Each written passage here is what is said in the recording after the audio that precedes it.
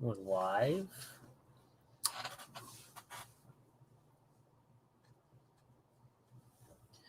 Just waiting for my co-host Jack to hop in.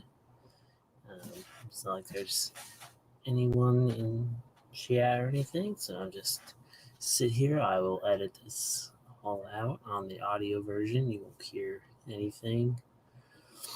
Oh, there he is. There he is. Everything was screwy. Sorry. Sorry. It's all right.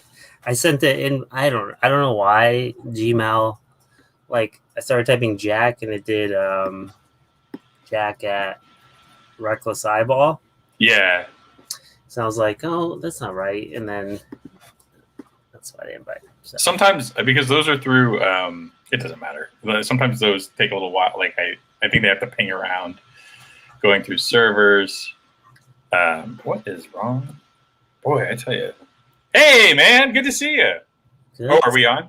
We're on, yeah. I didn't know if when I scheduled it, it went live or what, but it seemed like I was like, oh, I'll just go. I'll see. Jack will pop in. It's just me. I'd cut it out on the audio one. It would just be me. So, Vamping. It was like 10 seconds. So. Hey, so you know how if you go on vacation, your cat will like let you know that it's mad at you for being away.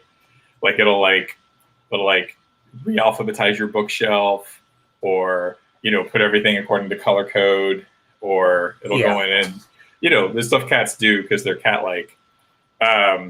If you have to, through no fault of your own, take a week off from the greatest comic book of all time that I read this week, Kyle will, in no short order, schedule your replacement to be an actual comic making professional, and they'll talk about Charles Vess. So point taken. You're a comic professional, Jack. But yeah, he's like getting paid. That's true. Yeah, well, Jed's always had been chomping at the bit because he wanted to get most appearances. He was one away, so. Boy, I see you, Jed. Like smoking at my heels. I see you.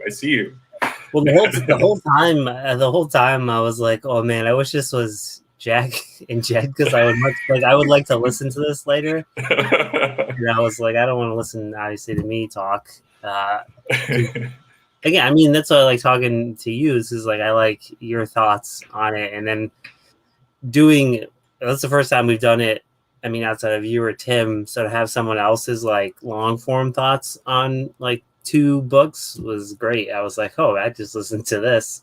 No, I thought he did. I mean, I would subscribe to his. I'm almost on Team Push Jack Out. He's smart. He knows comics. He's a great sort of like he's an elocutor. Like he's able to talk comics in a really convincing and persuasive way. Yeah, it was fun. It was also nice to get to listen to an episode. I listened to Pages and Panels anyway, but like it was nice to get to listen to an episode of Greatest Comic of All Time. Yeah, well, it got the greatest comic book bump. See people talking about it. I don't know if it's. I saw that. Hassan, right? Hassan he tweeted it, and then somebody else like picked it up and was like, "Thanks for the recommend, Jed." And Jed was like, "Well, I mean, it was like Kyle. Jed must have been talking about it, but." That was a book I had no. I think me and you had talked about it briefly, like before the start of a show or something. Like I wasn't even aware that thing existed, and I think I stumbled upon it. I guess it was Comic Discourse last week on a scan site or something. Because like I will go on there for like older things that I can't find. Right. And it had got uploaded for some strange reason. Like recently, it was like in like the latest update. I was like, "Oh, what the fuck this is?" I thought it was something new, and I was like, "This thing's crazy." So I went like immediately and bought it on eBay. But I finally read it like as you were texting me that you were like, "I'm out of town." I was like, "Oh, okay." Like, well, I got a book I just read. So it was totally. It's a totally great book, and I think. Did you ever read Hooky? Spider-Man Hooky. So like I in my mind they were around the same time, although I might have to that might be squidgy. But Bernie Wrightson did a kind of a crazy Spider-Man book, very similar to that. Do you know what I'm talking about now?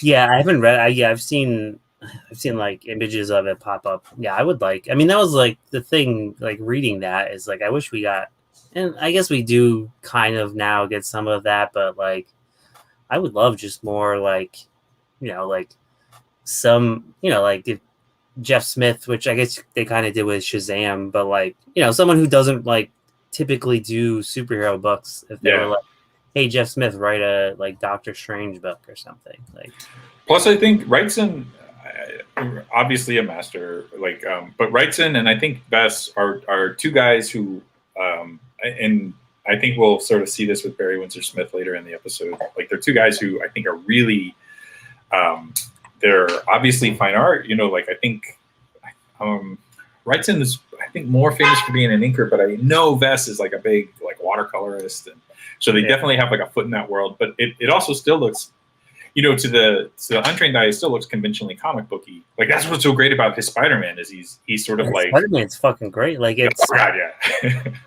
Yeah, because of the way he draws people in that kind of like fantasy, almost like Freshetta style. Like he's like so lanky and just like goblin. Like it's great. Yeah, totally. He lives in both worlds really well, and I think the Wrightson book Hooky also, like his Spider-Man is also like, because Wrightson can get a little like he also, like Barry Windsor Smith, we'll talk later, like kind of body horror ish, and that also like lends itself really great to Spider-Man. So further reading if you enjoyed Spirits of the Earth. So check as always awkward, any comic stuff before we I want to propose. Oh, go ahead. Oh no, go, you can go. I want to propose we just make this a safe space where you don't have to hear anything else about Warren Ellis. Yeah, won't see. Yeah, until I publish a book with him. Are you gonna do a heel turn and surprising, like surprise collaborator? No, you know what? We're sneaking into it. No, you know what? Next time you're off, I'll feed my guess. Mr. L. No. Yeah, if you want your Warren Ellis coverage, believe me, it is around the clock. Just check out Twitter. And that's the thing. That's the crazy thing is like we talked about it when that happened, and I have the same opinions, and the only thing now is apparently a major publisher doesn't or forgot they had opinions on it. But yeah, aside from that, I can't think of anything. Loki, it's good. It's art. Like I haven't watched the third one yet. I don't know if you watched it. That's it. No, I don't subscribe to Disney Plus. I mean, I did initially to catch the first round of stuff, but then I don't. You don't have a mom who subscribes to Disney Plus. So I've been sort of like flummoxed because like I don't want to, like, I'm running out of screen personalities to sneak in and get their 1 month free, or their so I guess I'm gonna have to. All right, well, I have to time it out so that I can like subscribe for a month and get like half of them already done and binge them, and then wait for the rest on the trip. But I hear good things about it. Although I would like to circle back. Although we didn't get a chance, or you guys, I should say, didn't get a chance. But Taskmaster is like a secret fave. I don't know. It's not secret. Why would I even say that? Taskmaster is a fave of mine. I'm super excited for Jed's book, and also. Hey, there is the bad boy himself. For those of you not watching live, no. Look at him. He's got like Excalibur sword. Man, it's a diamond selection. Yeah, he's got his bow and arrow. I don't have it on him, but he's ready to go. Yeah, that's tight. So I thought it'd be funny and do like a separated at birth. Deathstroke the Terminator and Taskmaster, because they both have sort of like have the prominent big ass swords, the blue and orange color scheme, which isn't very popular, or you don't see a lot of it. I think because orange is a kind of a strange color. And what's the other? Oh, this sort of weird asymmetrical costuming, and they have those flared Three Musketeers style boots. Yeah. Yeah. So I was if they ever did like a Marvel DC crossover, like I feel like people would want Deadpool to meet Deathstroke, but yeah, they are literally like the same people. Yeah, totally. But then I found out actually they're both designed by George Perez, which is probably why they look so similar. Yeah, that was like of course, like that's slap your head for me. He loves those boots, man.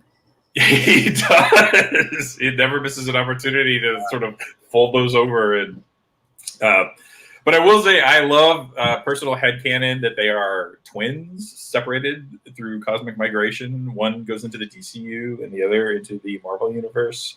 And then I would love to see them fight, like the obligatory, like every movie the two good guys fight, but then they team up to destroy everybody.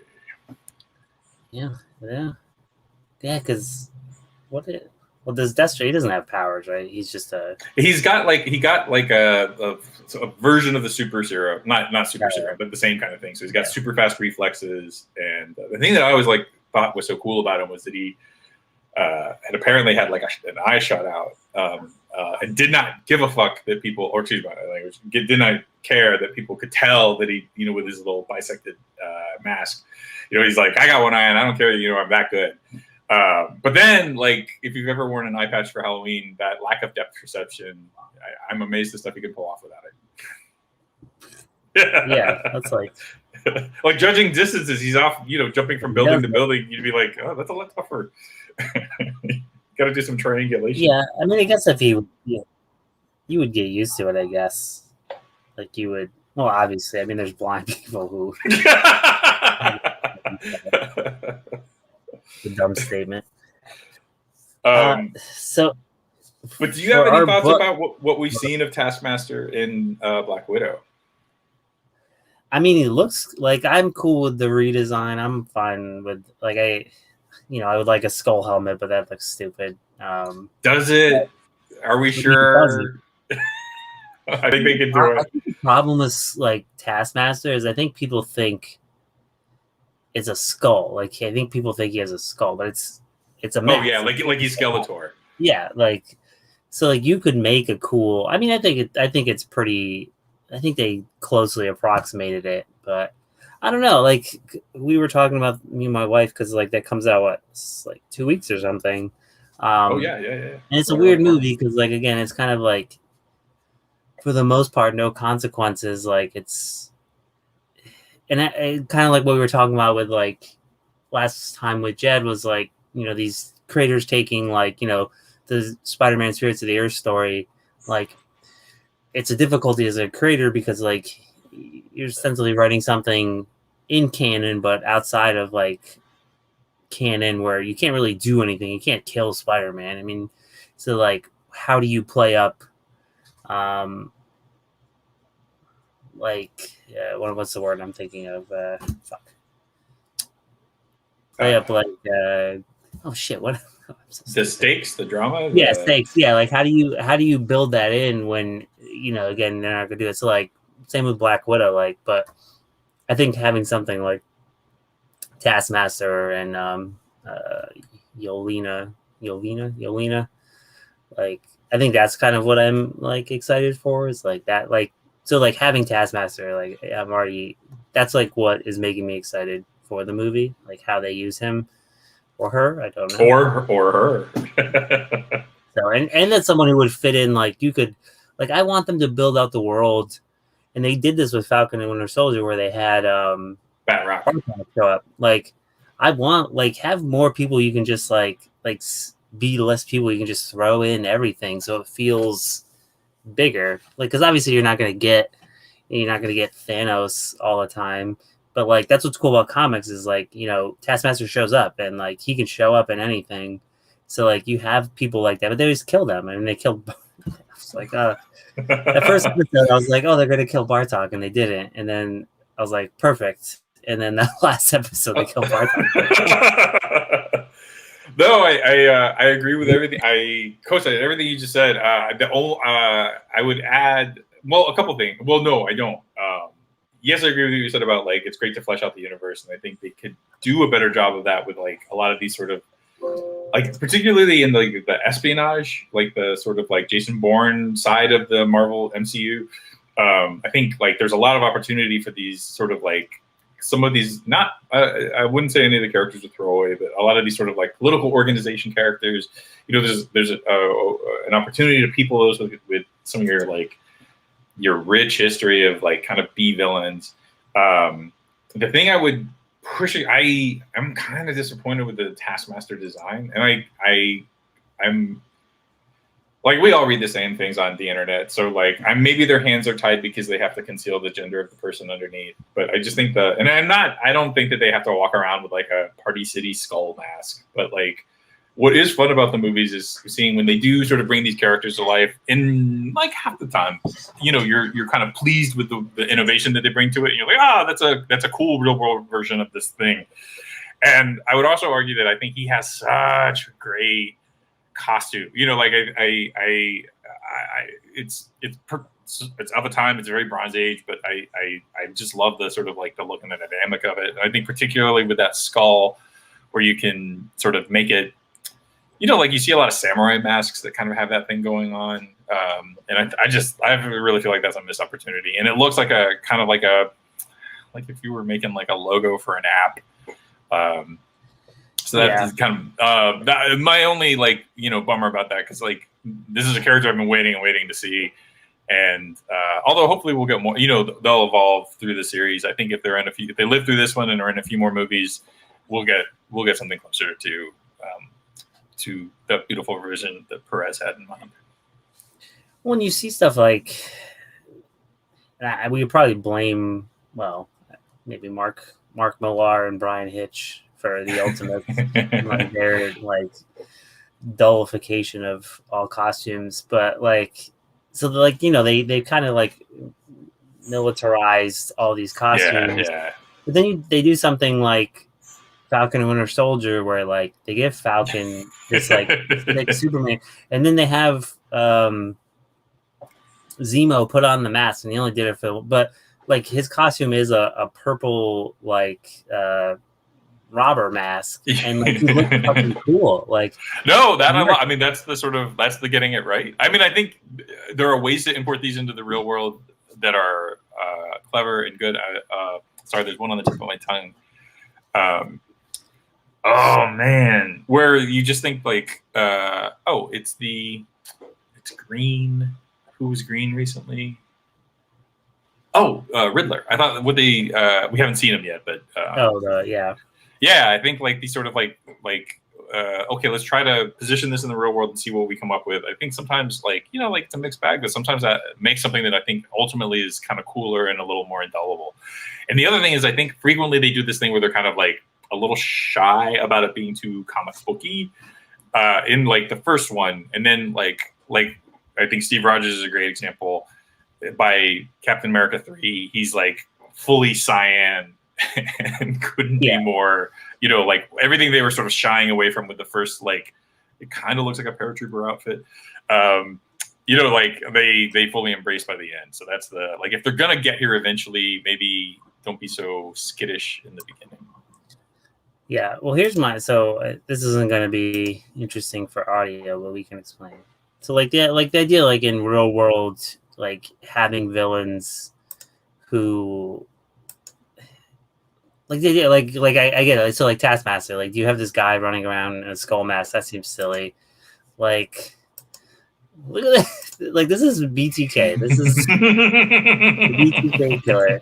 This motherfucker dressed up. Like, that's a real villain. Like we had no excuse. Like, yes, yeah. That's another. Yeah, I mean, I feel like the makeup is always an option that they don't always embrace. Yeah, I mean they don't. Yeah, they don't have to do the bondage route. That's probably.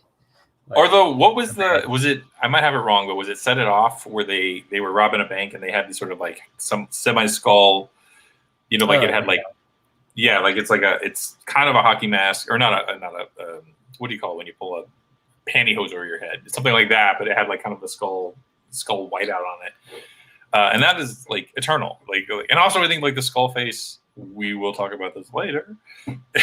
Like perennially cool, never gets old. You can see it a billion times and still love it. Yeah, skull is.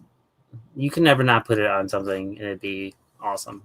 Yeah. Well, I mean, I guess there's other options, but yeah. Well, I guess that's a good transition. I feel like we should. I was going back and forth. Well, first, like, I bought these. I was so excited myself today. I bought these like. Oh, look at you. Things for the show, so I have like the. Hey! I was like, oh man, I'm very excited. Meanwhile, this looks like I. You know what? I'm gonna invest in the background. I'm gonna take the plunge. You just gotta invest in a 4x4 office, which I mean, space. But I feel like we should start with. I was trying to look at this up. Is it? How are you saying it? Are you saying monsters? Oh, you want? It's Die Dead, right? Die Dark, right? That's what I thought. Die Dark. Yeah. It's I was trying to say like, or Day Dark, like Dairy Die. I don't know. It's either Day or Die. I'm not sure. I think you're right. I think it's Day Dark. Or wait, are you saying it's Die Dark? Die Day. I thought it was Die because it was a play on words for like die and die. Although maybe I'm wrong on that. Also, I had Dickens of a Time finding that out here. I think there were multiple release dates. Like a lot of people so I've got a couple comic shops in my area. Comic book shout out, Pulp Fiction shout out. They had like different delivery. Like they kept telling me it was coming out in July. They may have volume 2 on that. So ultimately, I got mine off Comixology. This isn't a gripe necessarily. Okay, maybe it is. All right, it's Old Man Corner. For manga books, they have a no guided view on it. Oh, really? Yes, which I feel like I can make it through a Western comic fine. Like guided view on a manga comic is actually very helpful because it takes you a little while to sort of retrain yourself to not read left or right, or maybe I'm just a slow learner. But Comixology, bring that guided view back. Yeah, well, it's easier with like the physical because it's set up. Totally in your hand to read that way. Yeah. Yeah, man. And the thing is too, is like, what is it? It's 7 Seas, and not all their books are like this, but this is like it's like glossy matte, and it's like super thick paper. Like it's really nice. Like, because it's only this first volume, but it's like, I mean, I'm showing you can't feel how heavy it is, but it's like double the weight of like a normal. What are these called? Oh fuck, I forget. Oh shit. We said it last time too. I can't remember. The single volumes, they're called. Yeah. Anyway, comic books. Oh man, Tankobon. Yeah. Tankobon. There we go. Yes, but this is. I guess this is technically. Well, I mean, these are kind of a dual pick. This is like a dual pick week. But I had bought it before it came out because, again, Barnes & Noble has no street dates on manga, so they'll put it out whenever they get it. So I ran in to get it, and I think I read it like that night, and I text you like, we need to talk about this book. Because, well, first, I mean, I know, so this is by Q Hayashida.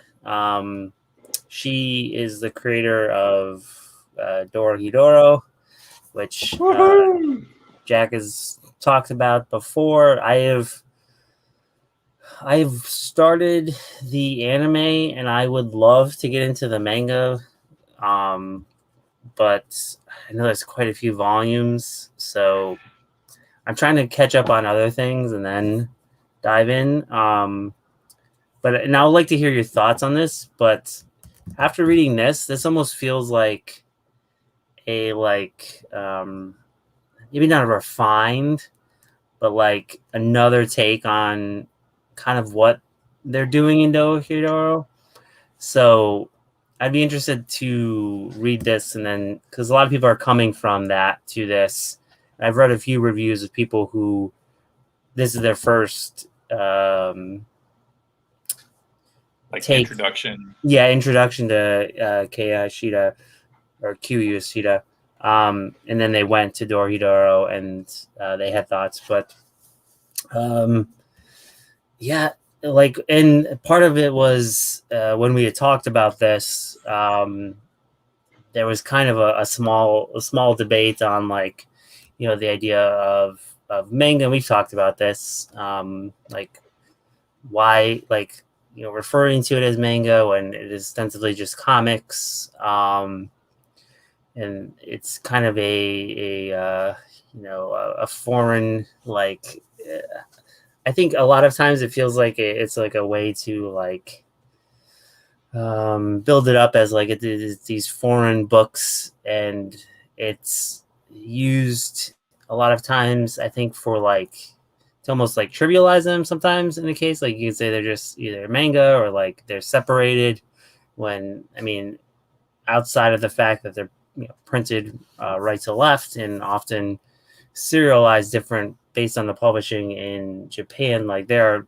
ostensibly like telling the same types of stories in Western comics, but differently. And there's like shojo and shonen, stuff like that. But anyway, so like I think something like Day Dark is a great representation of a quote unquote manga from a Japanese creator, which currently doesn't like, outside of being printed like this, like nothing in this book, like I don't feel like looks typically like manga style. And it also, I don't think, reads like your typical manga. Like, so I feel like it's one that, like, if you were to hand it to someone and say this was a manga and it was printed differently, or you were reading it on Comixology, which doesn't present it regularly, like you could tell someone this is just like an image, like sci-fi book. Like Q's presentation is like very different. Her stories are fucking insane. Like, they're like, the concepts are crazy, the presentation, the like pace at which she writes is crazy, and like the style is very sketchy for manga, and very dark and very, but not like, again, it's not like Berserk. Like, it's not, the style is very like sci-fi grotesque based. And now when I text you, if I was like, it reads like Prophet meets like Prison Pit almost. Like, yeah. And she's very good at like Dorohedoro, like the bit I did read a little bit, and then even on the show is like the whole idea is like this world exists and there's these crazy concepts and none of it's really explained. It's just kind of there. You probably through it, but I guess before we get into the plot, because the plot it's kind of simple but not. I guess your thoughts, because you are more you're more familiar with Q stuff. So just to set the table a little bit, obviously, like there are a couple things that if you are even a casual listener of Greatest Comic Book of All Time knows that at the beginning of the pandemic, I lost a box of comics. I bring it up every 2 episodes. I know I will never get over it. And I shamelessly, absolutely, passionately stand for Dorohedoro. Although probably in the first half, like the first 5 or so episodes of Greatest Comic Book of All Time, I called it Horo de Horo. Not even because I'm dyslexic, but just because I do not pay attention to anything and will never start paying attention. I get. So Dorohedoro, if you aren't familiar, is a Netflix anime. I'm not quite sure the provenance of this. I don't know if like Netflix picked it up, like it was already in production in Japan and they just acquired it, or if they commissioned it. It certainly like Netflix has kind of a mixed bag on the animes. I mean, a lot of them are great.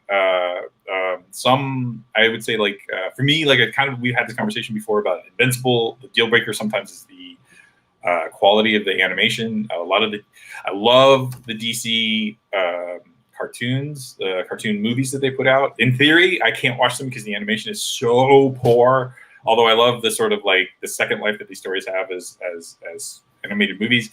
Dorohedoro, the first thing about it is the animation is spectacular. What I did not know, but now having read Day Dark, is that like they have really incorporated her style, which is like I think the thing you were saying about Prophet and Prison Pit, I think that there's this sort of crop of comic creator, like comics and manga, I think were like sort of like parallel tracks. They're like two streams that sort of led into one brackish stream. And like if you were at a comic shop in like the 80s or 90s, it stood to reason that right next to like your Marvel and your DC and your Independents, you might also ease over into like My the Psychic Girl or Appleseed or any of the like if you like superheroes and if you like Iron Man, there's no reason you wouldn't like mech and mecha stories, and there's no reason why you wouldn't like, you know, like these crazy psychic powers or these like cartoonishly big-eyed characters that they love to populate the stories with. So I feel like there's always been this sort of external segregation that one is one and one is the other. Although I think like, and then I think like as convention culture got bigger, I think like the pool, like the title pool just got more and more blended. Because I'd say this is anecdotal, but at the conventions I go to, cosplay maybe 30%, you know, superheroes that we know, and 70% like the vast universe of anime and manga characters that I might know a few, but not all of. So I think like comic convention culture has made these sort of a lot more integrated. Although, like you're saying, you go into a Barnes and Noble, and for whatever reason, you know, they're put in a different section. I think like what you find in regular American comics or Western comics is like you have young adult comics, you have comics sort of in between that skew maybe slightly younger, you have more sophisticated comics that are trying to snag an older reader, and then you know, same thing, like there are Dragon Ball Z kind of mangas that are for like the kids, and then there's stuff like a lot of the Yakuza stuff, Crying Freeman, like definitely targeted towards a more sophisticated reader. I would say like, we've been talking about, well, eventually maybe even our next greatest comic book of all time will be a all manga episode in which we finally start pronouncing it manga, or not. We're too white. But so there's like maybe a little more to look into as to like what the differences are. But for the purposes of this episode, and I think this is such a great example of how I think that wall is largely externally. Like I think marketers and people who want to promote books are going to sort of say that there's a distinction, but people who read and enjoy them probably don't see it that much. There's a little barrier of entry in the sort of like reading left to right, and like if you're addicted to color comics, you might feel shortchanged by not getting a lot of color in here. But I think once you get past those, it's like reading subtitles. Once you get past it, like you realize like, oh, this opens up a whole new world of reading for me. And genre-wise, there's very little distinction. I mean, there's subtle differences between them all, but there are subtle differences between like a DC comic and a Marvel comic and an independent comic and a big publisher comic. So with all that sort of like table setting, having loved Dorohedoro, there's a couple things that I love about Dorohedoro. It introduces an entirely batshit like cosmology. It sort of doesn't really start with like the big exposition dump in the beginning. You kind of are sort of thrown into this thing. People have weird animal heads. There are magicians about causing mischief and people who are hunting magicians. You sort of hit all of that like midstream without really understanding it, but it moves at such a propulsive pace that you're not stymied by that. As the series goes on, it explores the sort of like you have this world of magicians, which is magical and enchanted and slightly maybe more noble. And then like a sort of drainage backwater where like a ghetto from outside of the magical world where people like everyday humans live, who are constantly sort of being badgered and assaulted by magicians, who are really just out there sort of for kicks. So there's two kind of narrative streams you're following: your sort of sympathetic hero that you who's been cursed by a magic person. He doesn't understand necessarily the curse, and it affects him in a lot of strange ways, including having this big like Gia monster head. And then there's the magicians, some of whom may have been connected, not to necessarily cursing him, but well, it's a big plot. So sorry, we're not here to talk about Dorohedoro. No, but yeah, I mean that's like, and it's I love it because like even like us going into this is like it's all this like insane set dressing and it all like it all works and it all like hearing you describe it and like knowing what it is, it still sounds like that's stupid or like that's like so much, but like it works so well in it because of I think the way she approaches the storytelling and like the plotting and the characters. Totally. I would say also two things in particular that I like that I'll just highlight. One is that the plot moves, it's like a treadmill set to like a fast sprint, and it plops you on it, and it assumes that you as a viewer or reader are going to catch up. That like it's worth it for you to try, and you're just going to run faster or move at the pace of the plot. And I like that. It's fun when, or it's enjoyable when books that you read or comics or stories or movies like acknowledge your ability to grasp things and acknowledge your ability to sort of like take a little bit of information and build on it. So that is one thing. Number one, that also is at play in Day Dark. And then number two, characters are on different sides of each other, and you can maybe make sort of moral arguments about who is good or who is bad. But generally speaking, all of the characters, whether they are moral or amoral, are people that you like, people who have good parts and bad parts, people who have stories that you're invested in. And although they come into conflict and you sort of have sides because of certain sympathies, you're really kind of rooting for everybody. Like the big gang lord, sort of like master criminal magician who has all the trappings of being sort of a villainous character in Dorohedoro. Villain is like the big bad or the ultimate bad. Like there's some minor bads you're going to get past, but ultimately he's the big bad. Ends up being sort of like a very, very not affectionate, but a character you have a lot of affection for, who's kind of a paternal father figure to this large crime family of magicians. And it's great storytelling because you both love these magicians who are in mortal conflict with the sort of like human characters who are magician killers, and particularly looking for the magician who cursed them. So you have characters on both sides of this sort of narrative divide who you are sort of rooting for, who are frequently in conflict. There's a little less of that in Day Dark, but I think we're still in the early stages of Day Dark.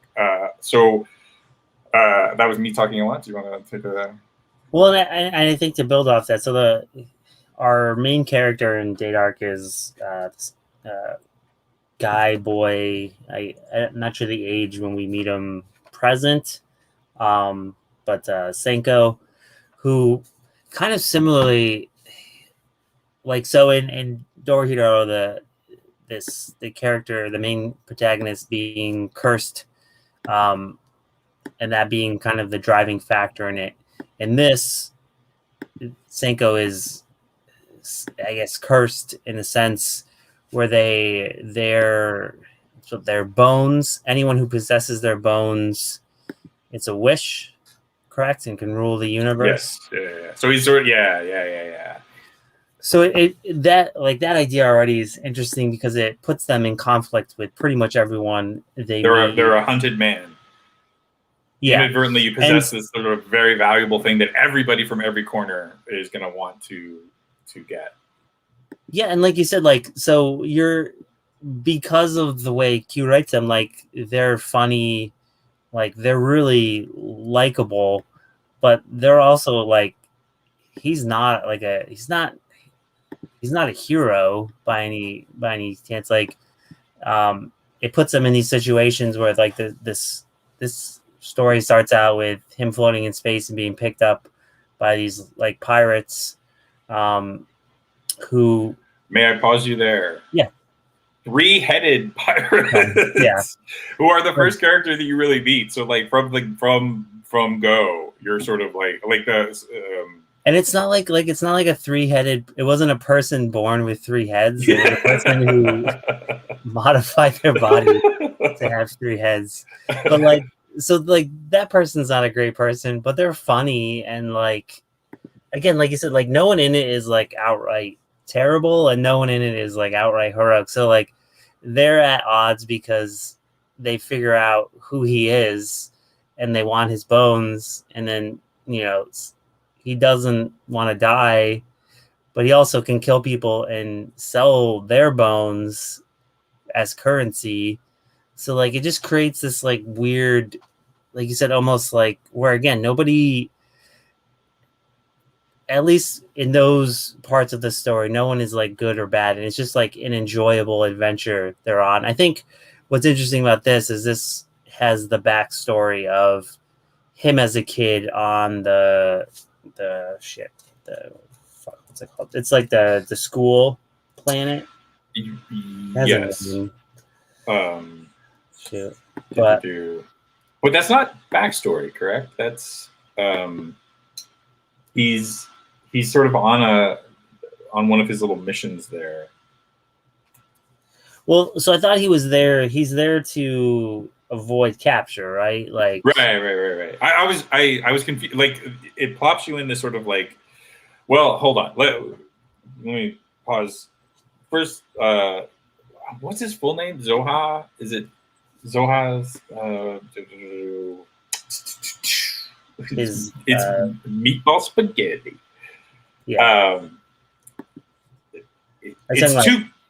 His Paggy or his yeah. So they're essentially our main character is kind of 3 components. So it's the boy who is sort of like a this is a like just to go on a little bit of a tangent about Q's art style. It's very sketchy. I thought like there was a sort of like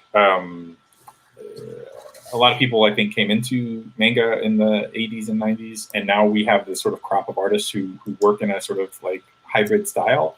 And I think on this side you could also say this is like there's a lot of sort of like sketchy, a lot of like loose lines, which I think are not necessarily the hallmark of, like there's a lot of precision in when I think of manga. I think of like that sort of like very precise style. This is a lot more like sketchy and loose. I think Prison Pit is a great pull for that. So the style, in addition to sort of being like a little grungy, a lot of the stuff that she's drawing is like slightly in the realm of the grotesque, very Halloween Town. Like you see Shabana Death with her, with their 6 eyes.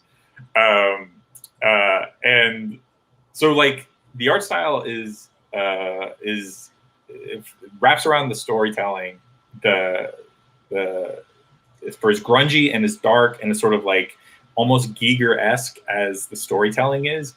The boy at the center is very sweet, like doe-eyed and almost sort of not of the world. He is assisted by his Paggy, which I is a kind of like, is it like a robot helper? How would you describe it? What's his name? His Akanon? Yeah, I would. It's almost like a, and they don't. At least not that I picked up. They don't like establish why or how, but yeah, he's almost like. Well, he wears him as like a backpack, but he has the when we first meet him, he's a little skull face backpack. A Vakion or a Vakion. I'm not sure. Vakion, yeah. But he has the ability to kind of like compress and extend out into like a full body thing, and he's almost like a sidekick, but like a Jarvis type character. Yeah, slightly like a nanny, but also a touch of a nanny is a good way of putting it. He's a manny, or is he? It's a skull and bonesy.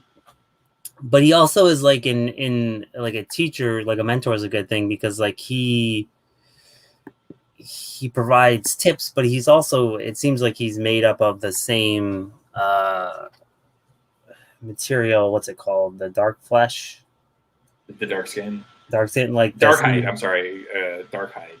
The same stuff that Senko wears. So the third component is Senko's dark skin or dark hide, which is a kind of it's both is sort of like defensive like suit and also kind of also for attack. One of the things that he has is a bone that shifts into an axe that it seems to be pretty effective at taking people out. He's good at surviving. He's a very, like, as we discussed earlier, he's a hunted person because anyone who do they have to eat his bones or just collect his bones? I believe collect it because the three-headed individual says he's going to skin him and collect his bones. So you get a wish. I think you get a wish for every bone, or is it just sorry, some of that was in the very, very start. So he's a hunted but even man. Like the dark hide is this like active thing where you can add to it and like. Oh, he's got a whole like if dark as bat, he's got a dark mobile. Yeah, he's got a dark orang. He can add more sort of dark implements as he gets as he powers up. It's a lot of fun, and it looks like it's somewhere between Venom and like a cloak of invisibility. Yeah. Well, I love that the design is it's like this viscous like cloak, but then he just has like a bag over his head. It's so good. And the axe and like the weapon is like if he lays a hit on anybody, it just then like obliterates that person's skin and they just melt. And he's able then to collect the bones. Like it's so like all of this again, I feel like it's really hard to describe. It's not like we're describing it accurately, but like I don't like you can't get the tone and just feeling of it by like again, it's very humorous. She's great at like comedic timing to the point where a character like denotes their own comedic timing. And like again, like the characters are lovable. Maybe not lovable, but like they're I don't know. I think they're lovable.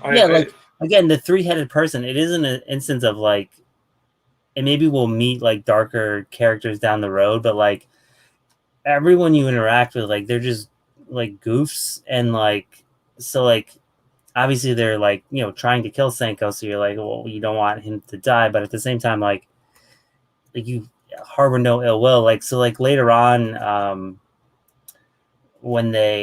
so after he collects the bones and he returns to like the main epicenter, bone merchant. Oh, it's Darkner.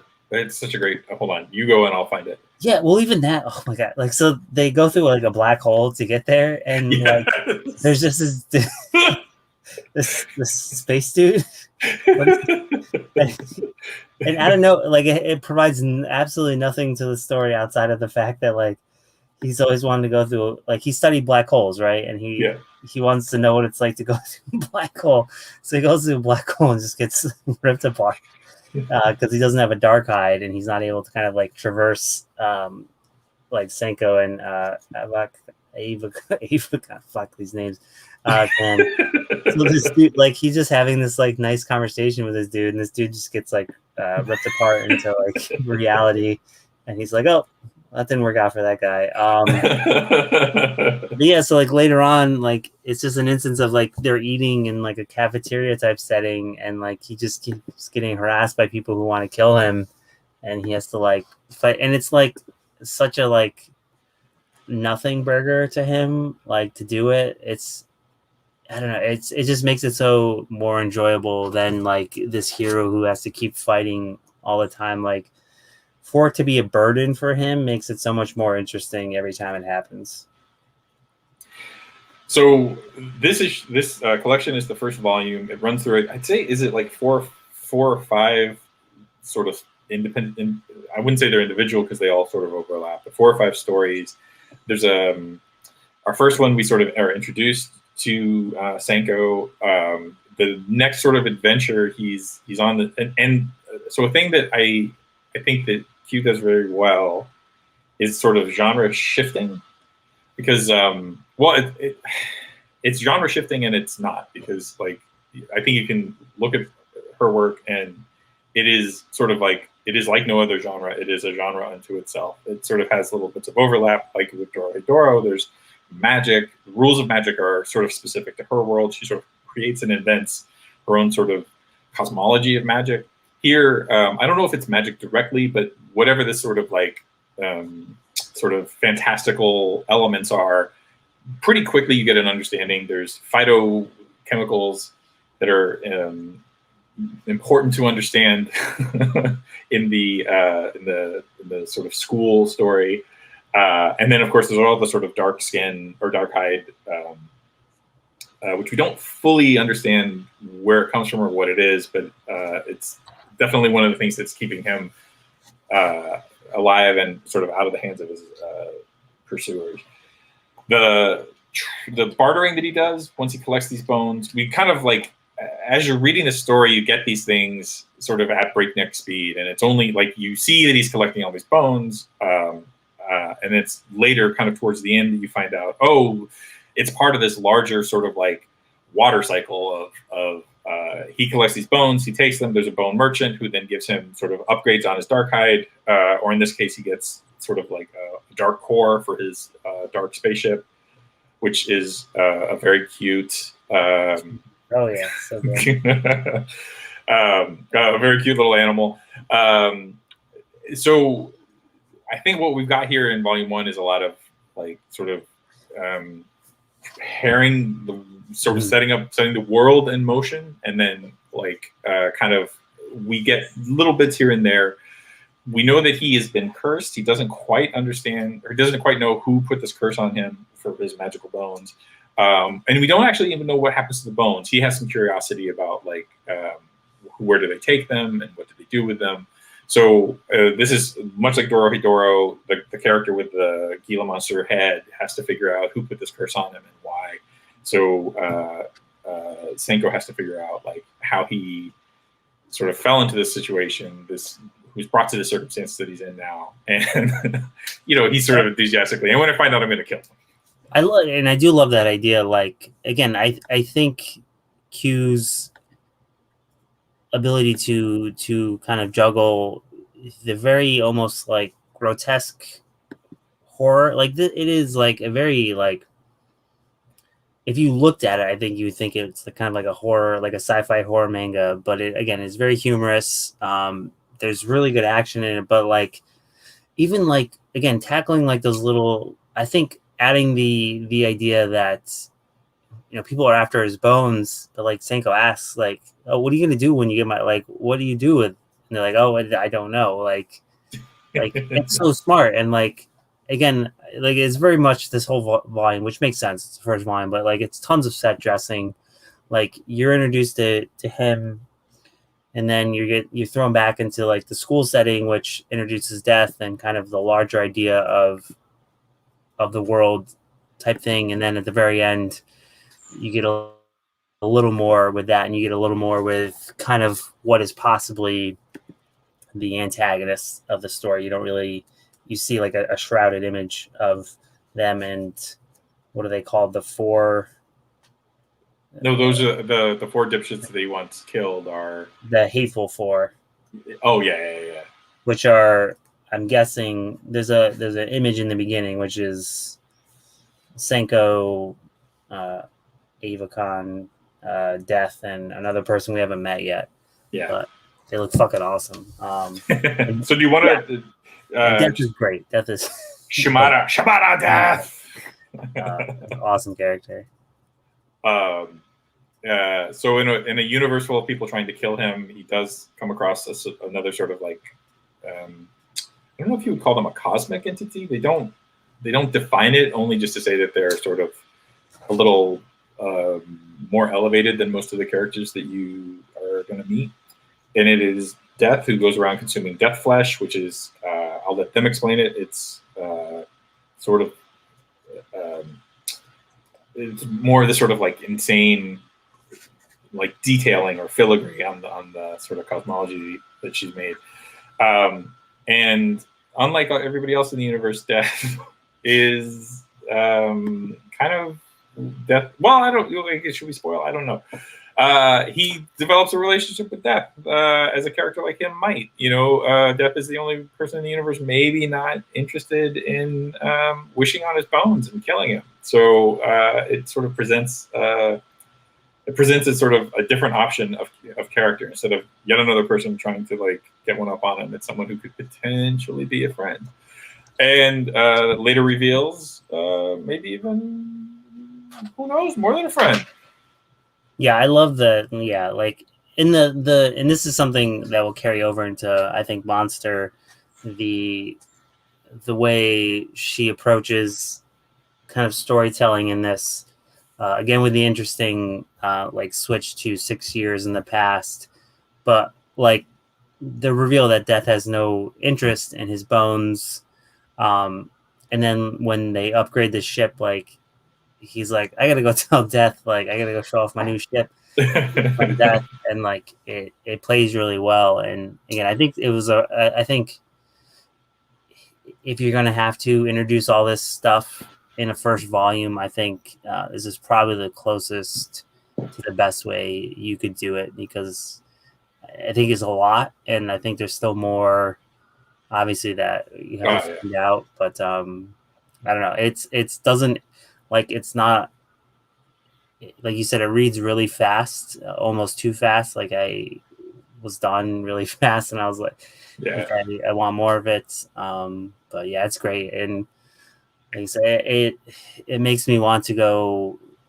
buy all of Dorohedoro, which I can't right now, but I have so many. And that's the thing with, like, I guess, because we're so used to, like, Western comics, like, singles, which obviously do add up and take up a lot of space, and they come out in these collected editions, but like the way they're released in Japan is, this is 6 chapters. They call them bones, but like, those would be 6 weekly or monthly type things there, and they're collected and then put out. So something like, I'm trying to catch up on Black Clover, which is at like 26 volumes, and which, if you think of it as 26 issues, no big deal, but like that takes like I only recently started getting back into collecting. Like, I've always read manga, but I've only, because I've kind of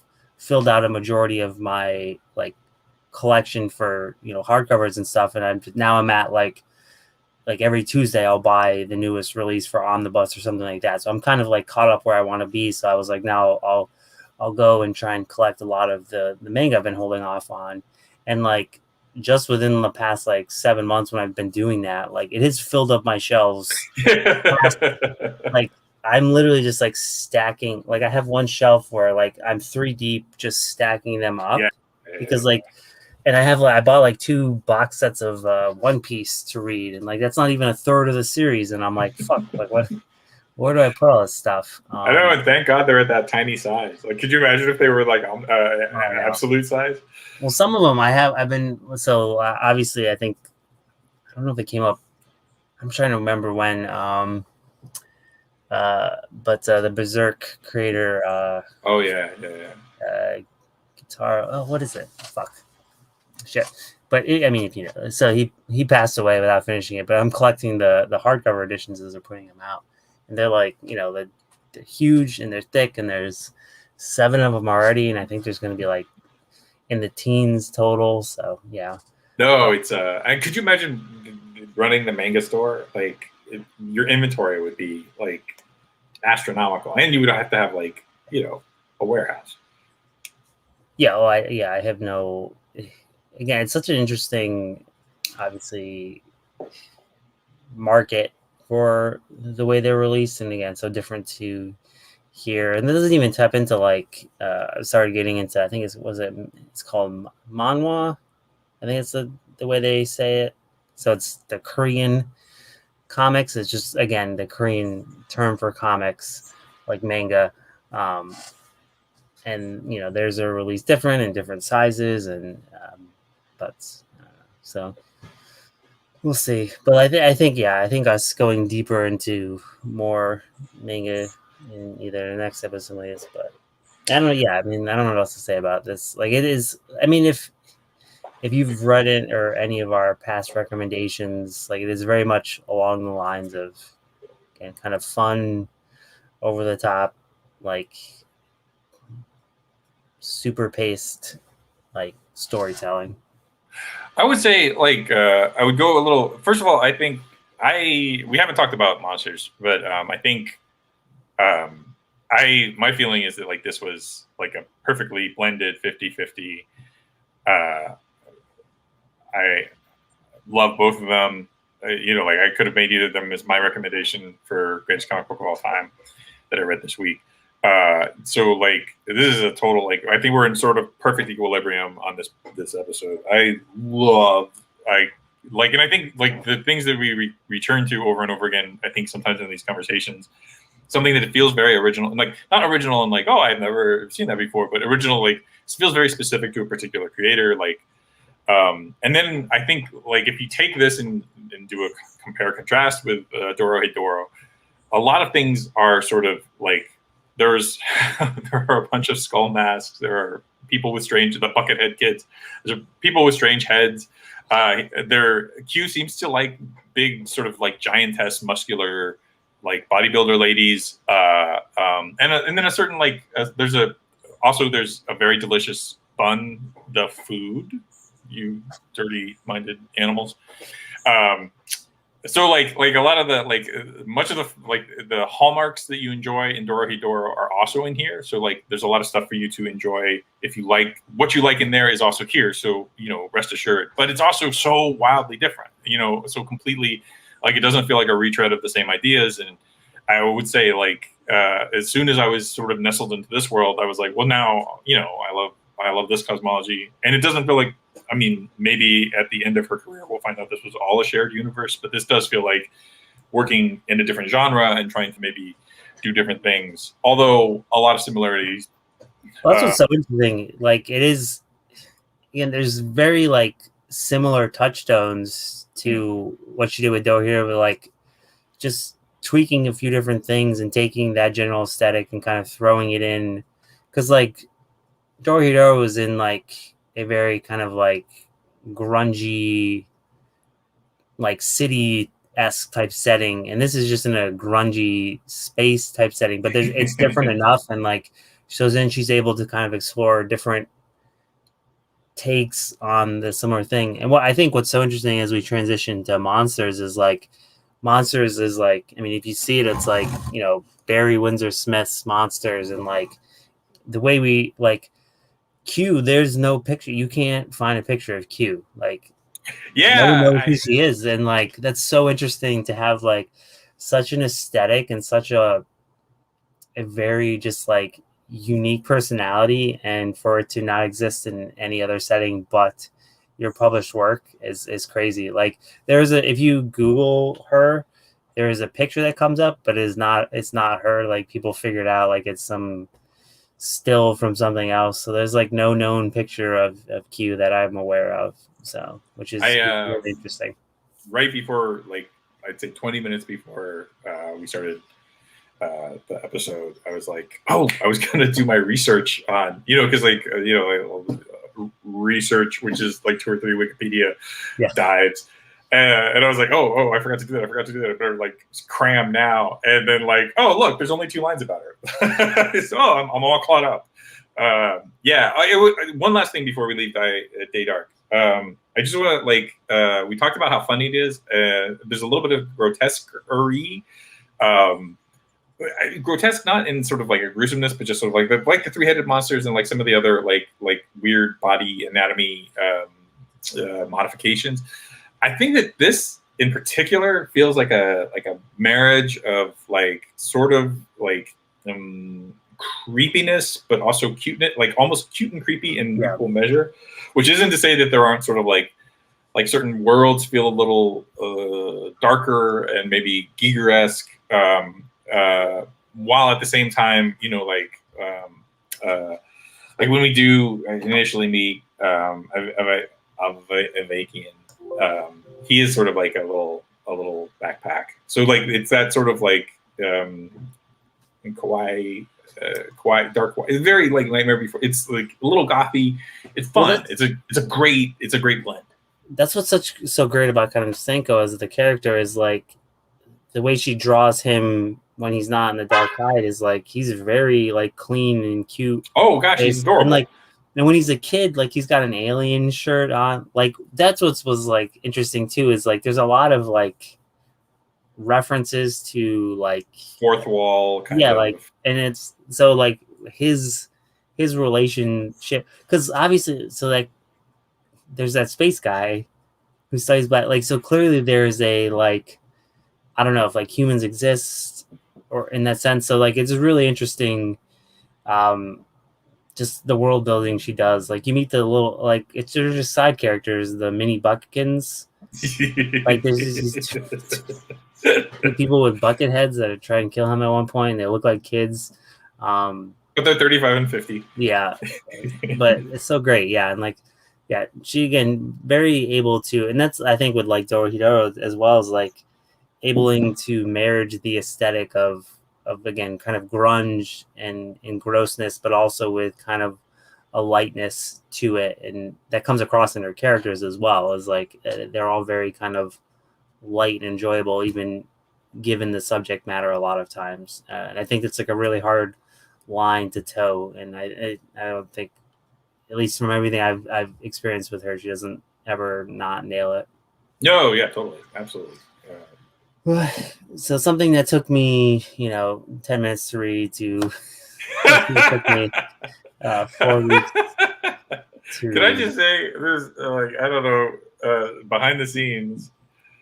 So someone eyes a little bigger than his stomach was like, "Hey, let's read Monsters. Let's make that our pick." And like truly, I like because I had to travel for part of it, so like I was the time that I was away. So like, although I had 4 weeks to read it, 2 of them were kind of scotched because of it. Doesn't matter. It was sometimes like if you've ever sort of eaten a meal and you're like, oh my god, I just gotta like shovel it in to get through it. It was like I just have to read 30 more pages before I go to bed, or I'm not going to get this done in time. Yeah, this was so dense. Yeah, so we're gonna. And again, I think this is like a dual week because it's kind of carryover from stuff we were talking about in the off week for Jack. But so Barry Windsor Smith Monsters came out, I think maybe a month ago. 30 something years in the making, and even I think publisher wise, Pushback went through different publishers. It was a different title at one point. But is out through Fantagraphics. It is a beautiful edition, oversized hardcover. Like you said, so it's what is it, 300 and something pages, and there's like literally there's no. I think there's like an author page, and that's it. So there's no. It's not like 100 pages of back matter. Yeah, like, here's my sketchbook. No, it's 365 pages, and like. Which I would have loved, because like I would love to know, like knowing kind of the history of it. I would love like a companion something at some point. I agree. You are correct. This is a beautiful. It's a beautiful edition. It's a beautiful book.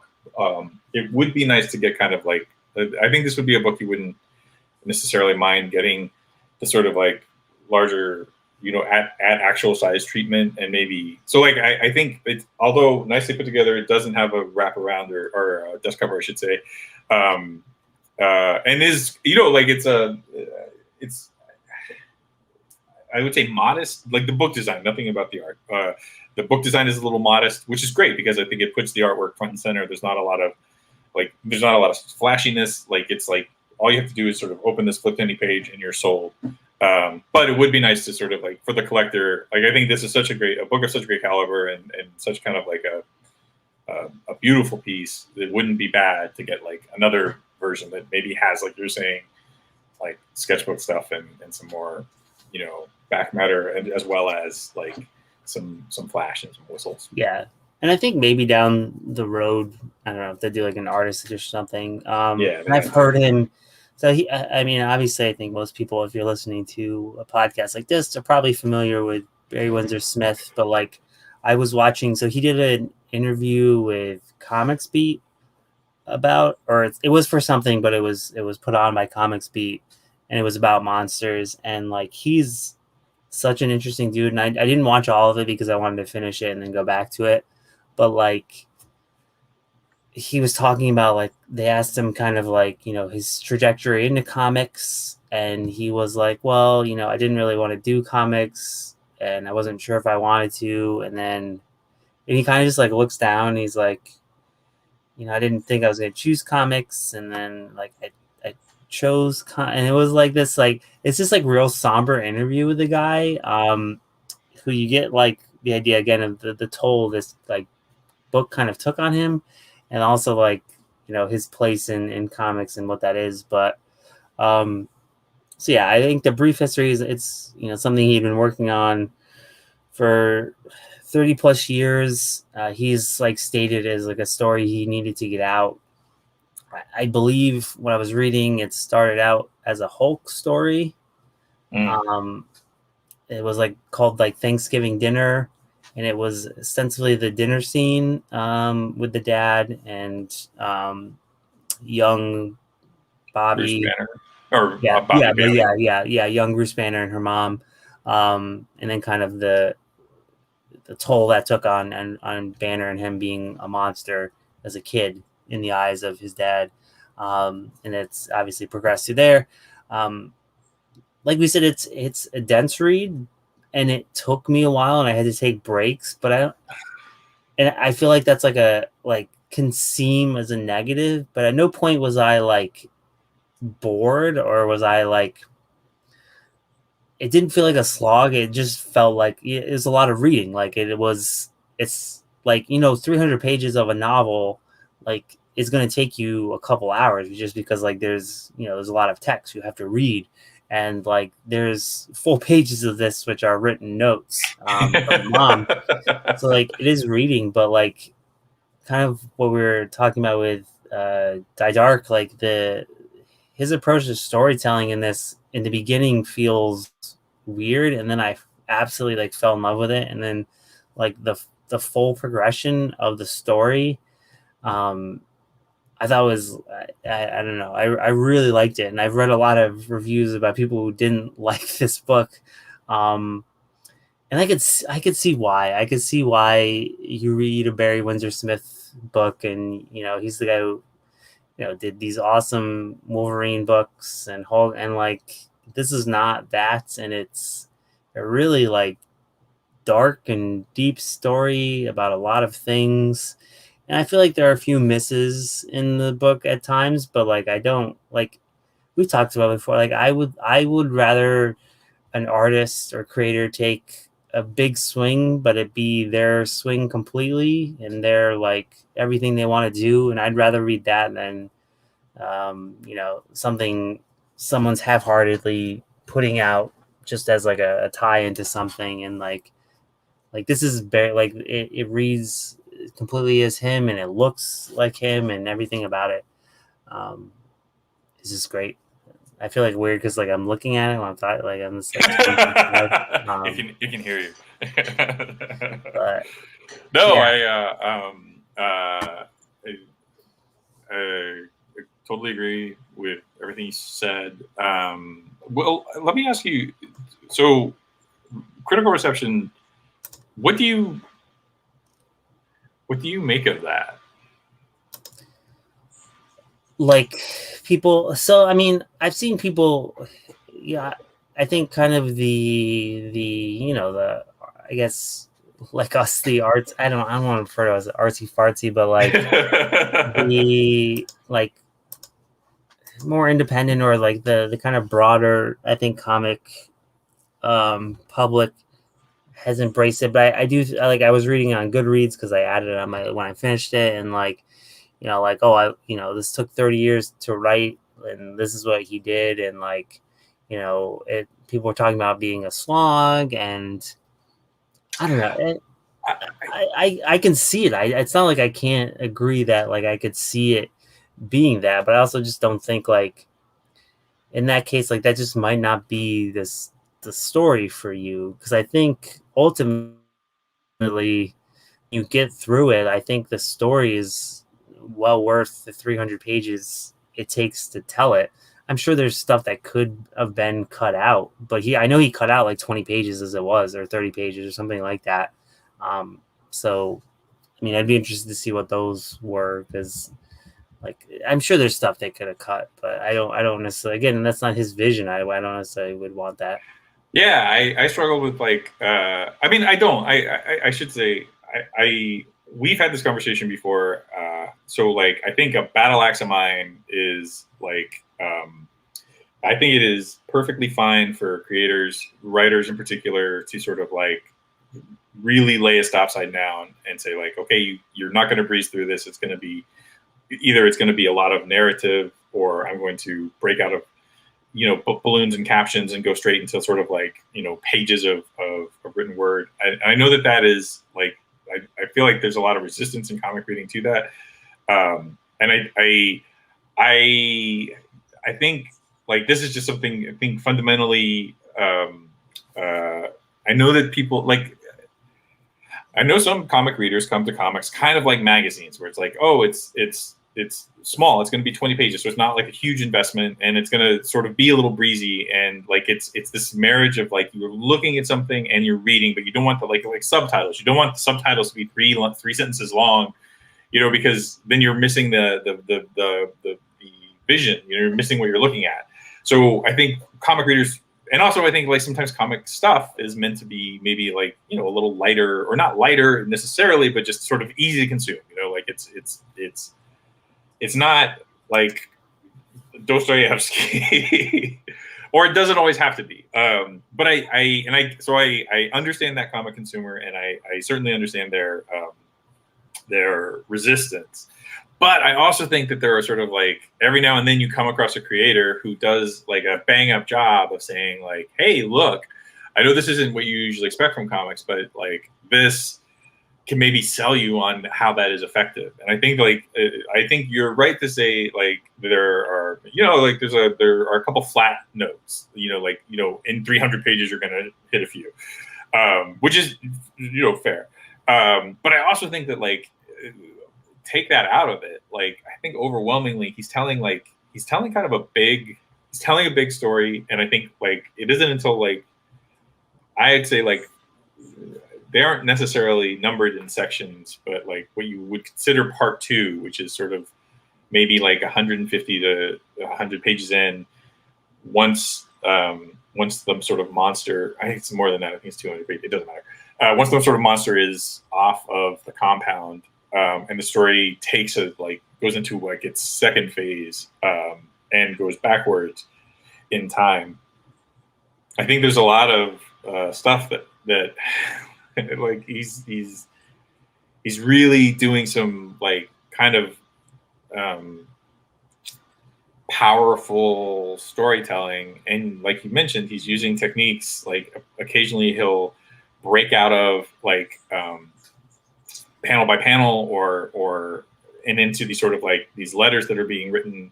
The letters are against sort of sometimes just single page or like a couple of images, and that like I think for one thing, 200 pages into a book, it isn't so bad to take like a diversion and like read out of like break the rhythm of reading panels into something differently. Also, you're getting like a different kind of voices coming in. He's speaking in one of the characters' voices. And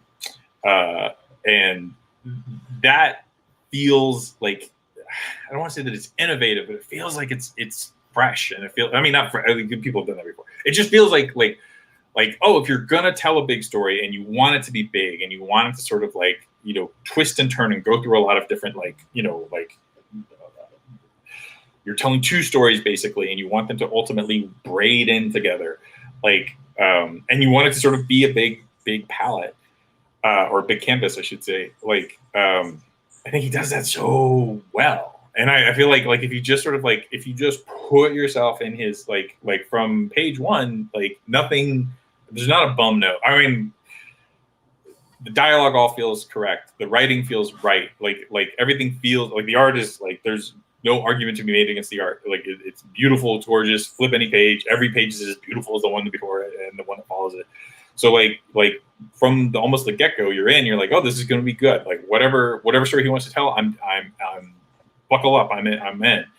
And then he tells it, I think so effectively. And like it's big and it's dense, but like, I can't think of an equivalent, but like if you were watching a movie, you're like, like there were certainly times when I think like, when we were in the middle of like all that election madness, it was nice to just sort of tune out to like Queen's Gambit, and it doesn't expect a lot from you, and it's sort of pretty and glossy, and you can kind of just like, you can coast on it, as compared to, maybe like a movie like Parasite, which is going to require a little more of your active participation in it and thinking it and sort of receiving it, sort of like what it's trying to tell you.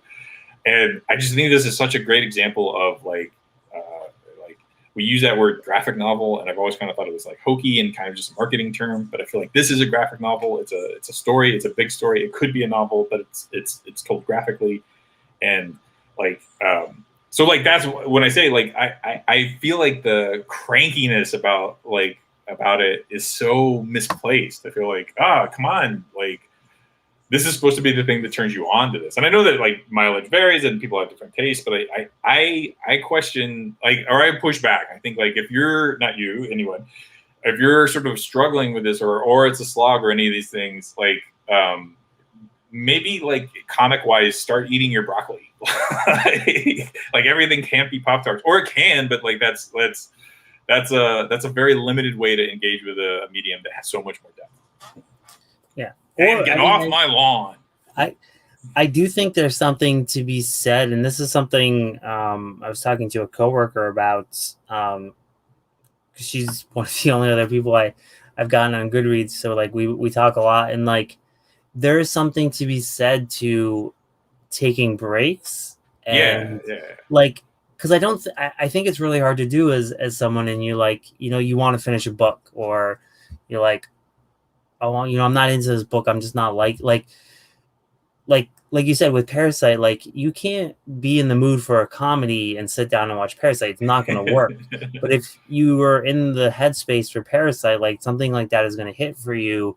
Same with Monsters. It's like if, you're 100 pages in and you're like, this is, because I think the subject of the story and the way he approaches the storytelling, it's like physically like, or not physically, mentally like draining at times. And like I think it's okay to take, like, to know when it's okay to take a break, go read something else, come back and try it. Because again, it took me a while to read it, and it wasn't because I think I was unenjoying it. I just like, it was long, and I had to take a break to really kind of let it sit with me. And I think part of it too, like you said, is like it's almost not worth talking about the art, and that sounds bad because like it's just, it's Barry Windsor Smith. It looks great. It looks fantastic. And I think what is kind of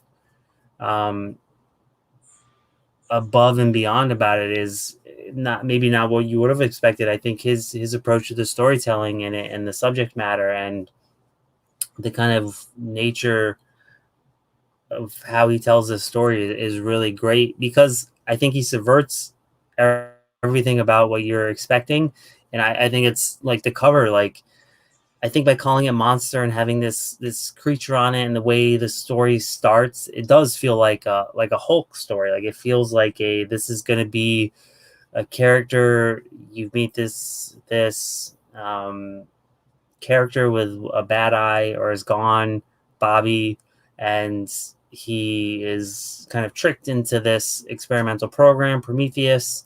And you think, okay, here it is. And you see him and, it's a failure and he's this grotesque monster. And it's kind of set up like that's going to be something like, he's going to, and so he's then then you meet the character. Fuck, I forgot his name. Colonel, the one who helped him to escape. There's a lot of names. But so the person who signs him up for this program, he starts to feel bad about it, and then you are taken from Bobby's story. It's Major Roth, I believe. Yeah, you're taken from his story, Bobby's story, to his story, and then you find out about him and his family and the trauma of what this has done to him by presenting, him to this program. And then you find out that he's done this research, and Bobby's father killed his father in World War II, and he has this ability to talk to like spirits and kind of see things. And like this, I was like, oh shit, like, okay, we're going here. And like he decides to like help Bobby escape, and then there's like this whole family drama attached to that, and it's really engrossing. And then that's only like, you're like, oh, my page like 100, and then like then it switches to Bobby's mother, and then it goes to Bobby's mother and the dad, and then like it just goes and it's all connected, and it's all great. And then you see what happens to his dad, and like, and it all comes about, and in the end there's the what is it, the mayor, who's Powell, is that it? I don't know. I know I should take more notes on the names, because the names are what I struggle with. Is that the guy? Is Jack, right? Jack. Yeah, like his story, and then like it all comes to this like conclusion that isn't really like a conclusion per se. Like it ends the story, but again, it's like one of those things where like it's all about this journey of Bobby's barely in it. Like he's barely a character in it, outside of it's all the people who are centered around him and this story and what made this monster.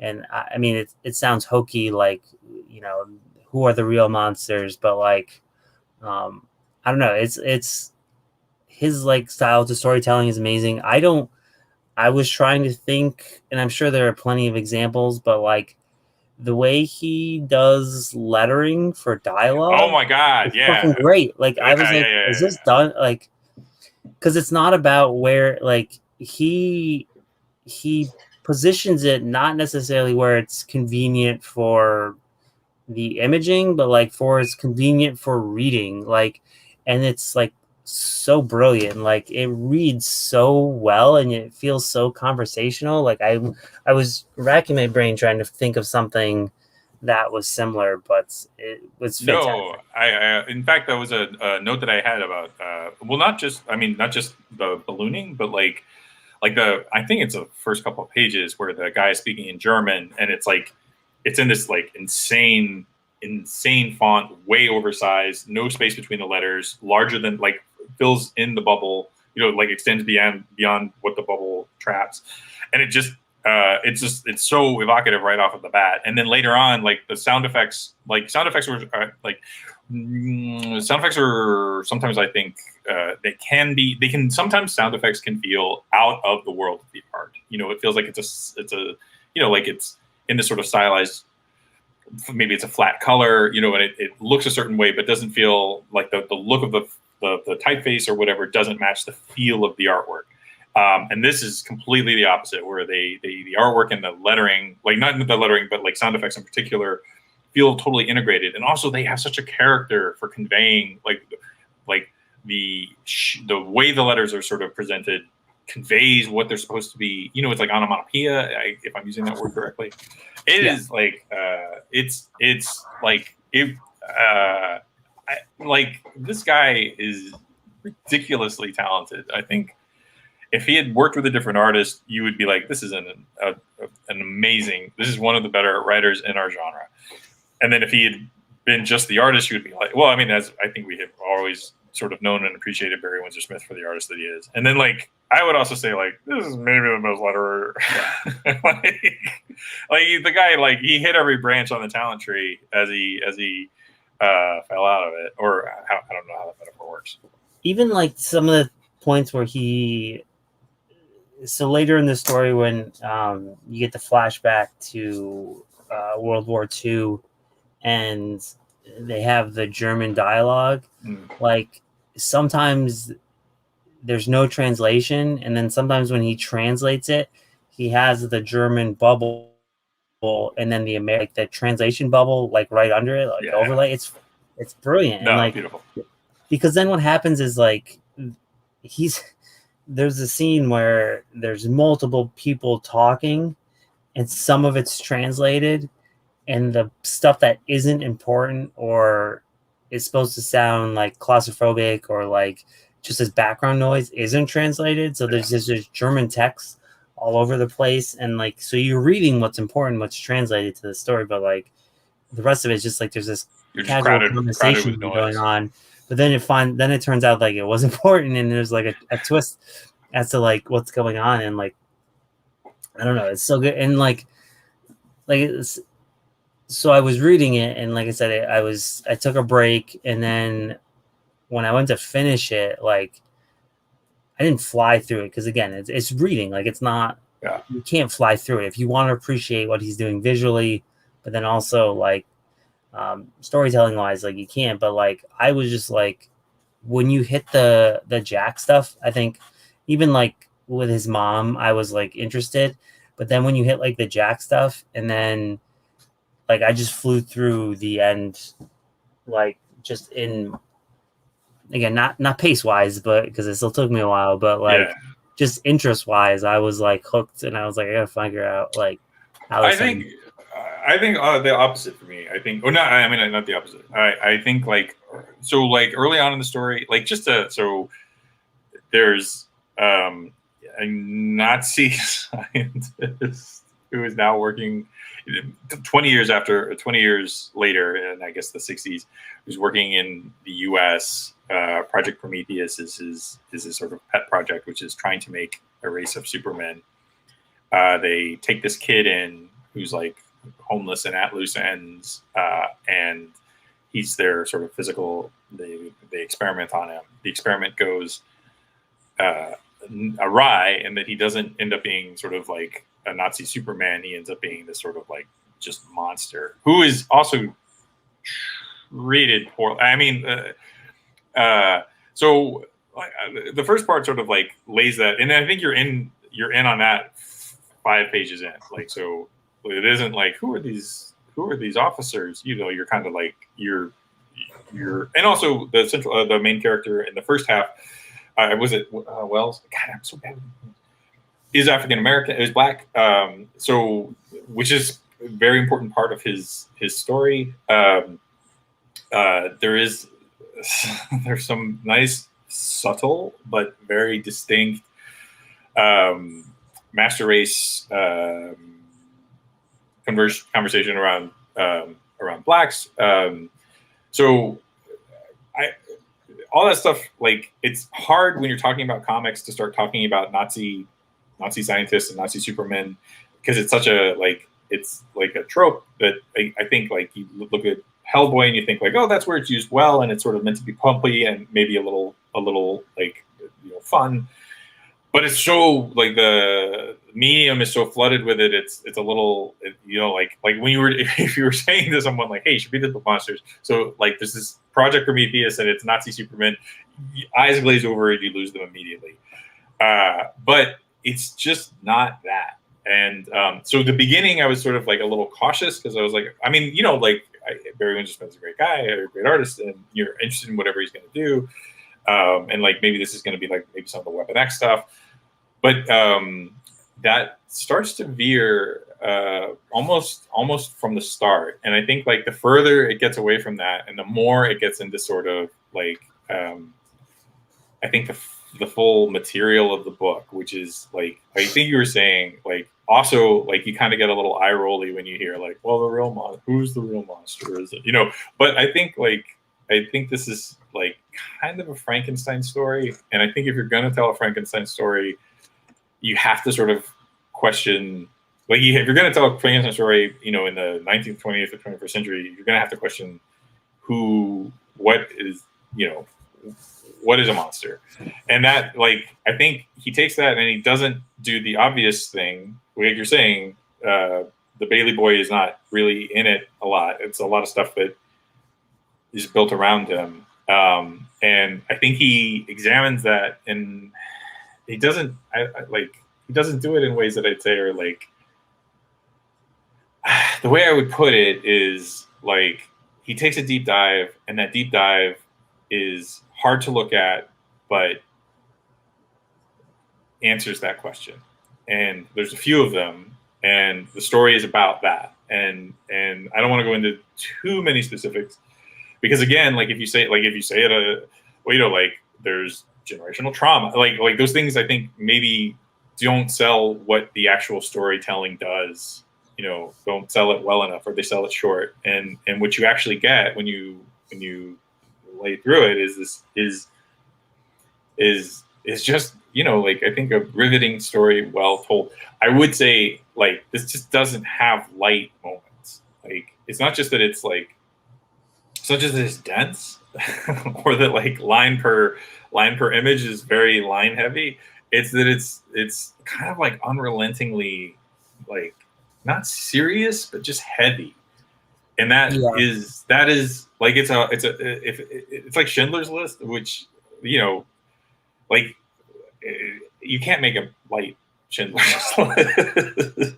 But on the same token, like, when you watch 3 hours of it, you have to commit to like 3 hours of like, well, this is gonna be uncomfortable. But like, uncomfortable is okay, I guess, is maybe the point that I was trying to make earlier. Like, it's okay for things to be, it's great that we have so many magazine comics, and it's great that we have like light stuff that is fun and enjoyable. And I think like Day Dark is a great example of that. But it's also okay for stuff to not have to always, it's okay for material to not have to engage with you by being fun, light, and charming and brisk, and that sort of is that was the thing that, like, I sometimes, like, comics can be dismissive of work that wants to be more serious. And I think ultimately it's the serious stuff that helps, like, other people outside of comics engage with it and understand this medium beyond just the MCU movies, or just, the parts of comics that, like, maybe we're not always, like the first thing we want to scream about when we talk about how much we love comics. Does that make sense? Yeah. Well, and I think, you look at Monsters, and it covers a lot of topics that, have been covered before, and maybe even in the style of, again, like, Nazi experiments, and again, then kind of looking at that through the African American experience in America. And then you have the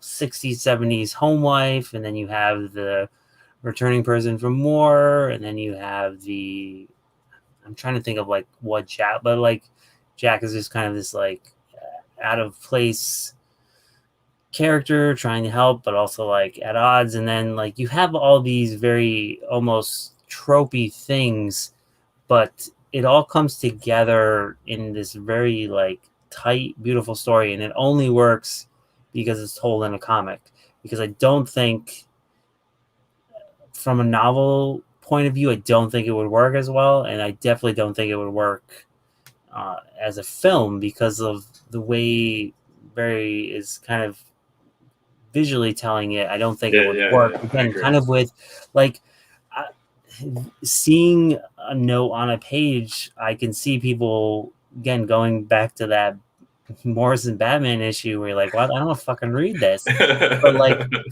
what's so great about it is because that would have to be a voiceover in a movie, and that wouldn't work, because again, he's writing this as a woman who's writing in her journal, who is locking it up from her husband, but is also she is terrified of, but she's also still self-censoring herself. And also, like, he has, like, I think she's writing it in a way of what she's willing to tell herself, like the bike accident. Yeah. She writes it 3 times, and like, again, this is her own personal journal, and she's not willing to say what happened, even though no one's going to see this. And like, and it's all in juxtaposition of images that are counterintuitive to what she's saying. Like, it's really great, and like it's so effective in that. And again, it's, you know, you have to read cursive, and like you have to read all these things, and some of the lines are crossed out, and it's hard to read at times. But like it's so effective in the way it's done, and like I don't know, everything about it works. And even like, again, I think everything he does, every time the story changes, it's in a subversion to where you thought it was going. Like, not to, that's because I don't think it will, unless you read the story. Like when you find out what happened to, is it Tom, the father? Is his name Tom? Tom, the Tom Bailey, the Bailey boys. Yeah, which again, Tom is the name of Banner's dad. But so when you find out early on in the story what supposedly happened to him in the war, and then it's alluded to later on through the wife and Jack what's happening to him, and then when you see it, oh man, that's not what happened. But he is still like, there's, again, it's not spoiling it, but like I loved that because you have the horrible person, but he's still a shitty, like what happens to what he does is still shitty, but like I don't know, it's so good. Like it subverts again where the story was going, and it just works in the end. And again, like in the end, no one really gets, like the monsters don't really get like a comeuppance per se. I don't think it's if we could just a little sidebar, and I don't want to turn into a movie podcast, but there's 3 billboards in oh gosh, what was it, Oklahoma or something? 3 billboards in Tulsa. I can't remember the name of the movie.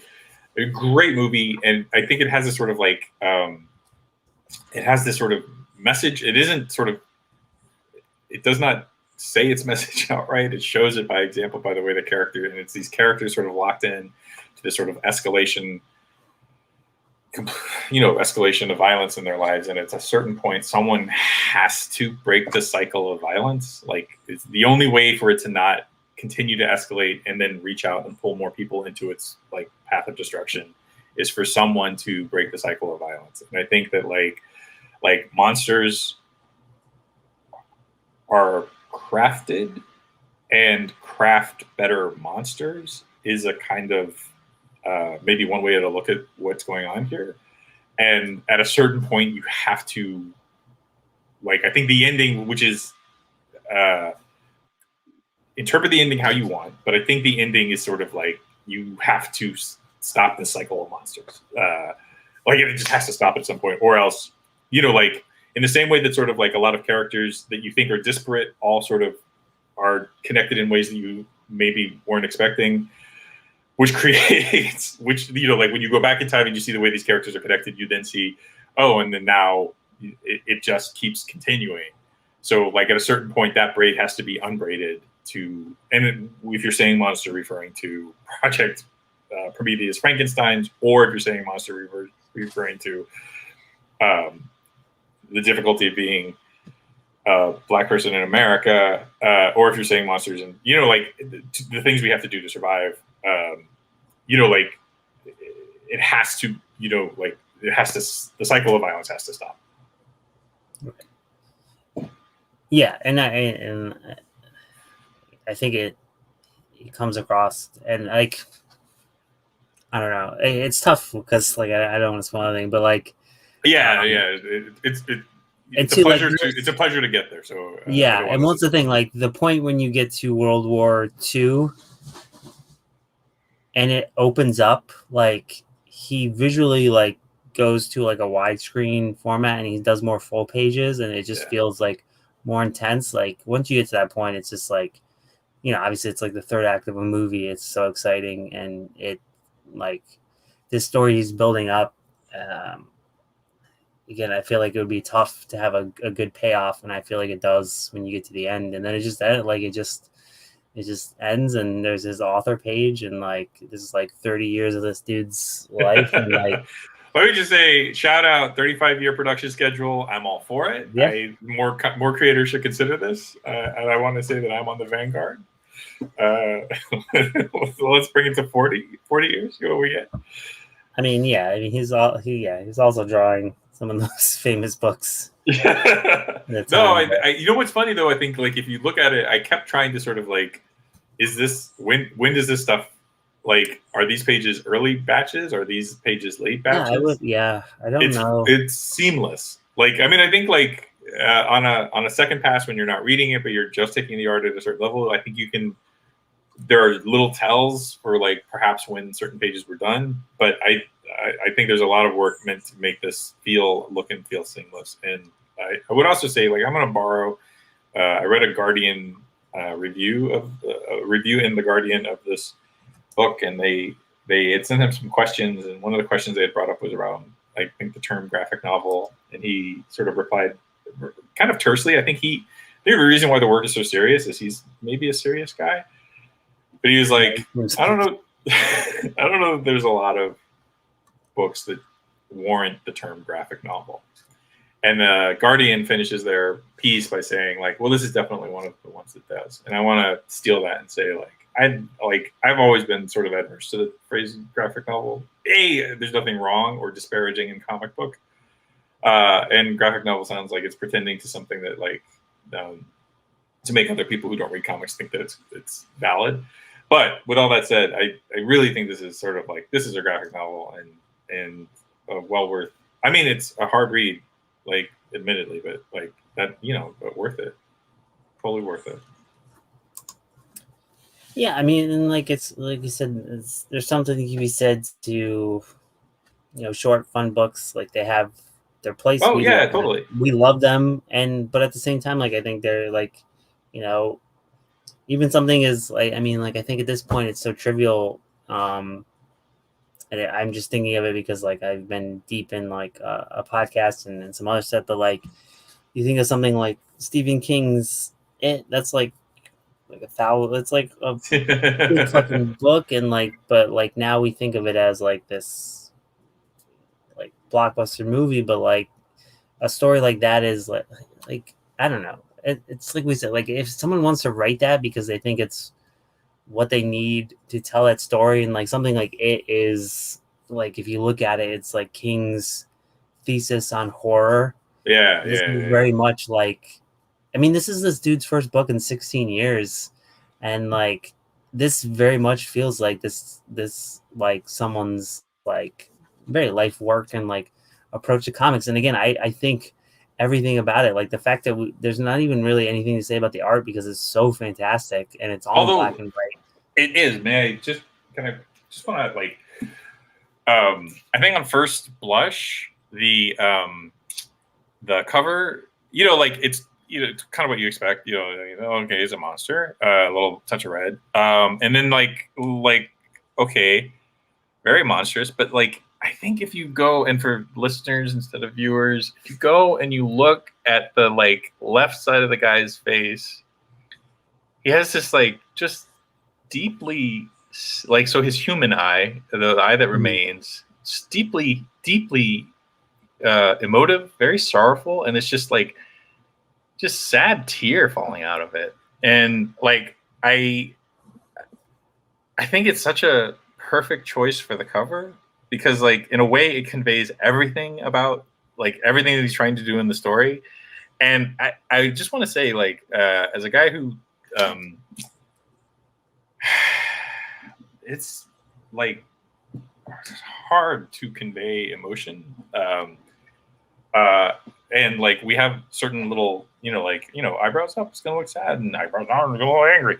And so you have this sort of bag of tricks that you know to refer to. But, like, when you're dealing with something like that, where, like, one half of the face is supposed to look like like the Elephant Man, and then the other half is supposed to sort of, like, you're supposed to, like, it's still supposed to penetrate. And, like, when you look at it, you just think, oh, this makes me feel. That is, like, it's so hard. Like, it's so hard. And, like what a fucking master. So that's all. Yeah, and there's like, again, I'll say the World War II scenes are fantastic, and then there's a short scene with Bobby's mom at her sister-in-law's, and they're talking, and it is in a darkened, smoky room. Oh yeah, It's yeah, so fuck. yeah, It's so yeah. fucking good. Like how he figured out how that would look to light it and Yeah. actually kind of convey. Like there's tons of smoke in this book, which all works. But like how he's able to do that. There's one scene of I was gonna put like where they're kissing in the rain. It's great. Like everything. But and again, I can't.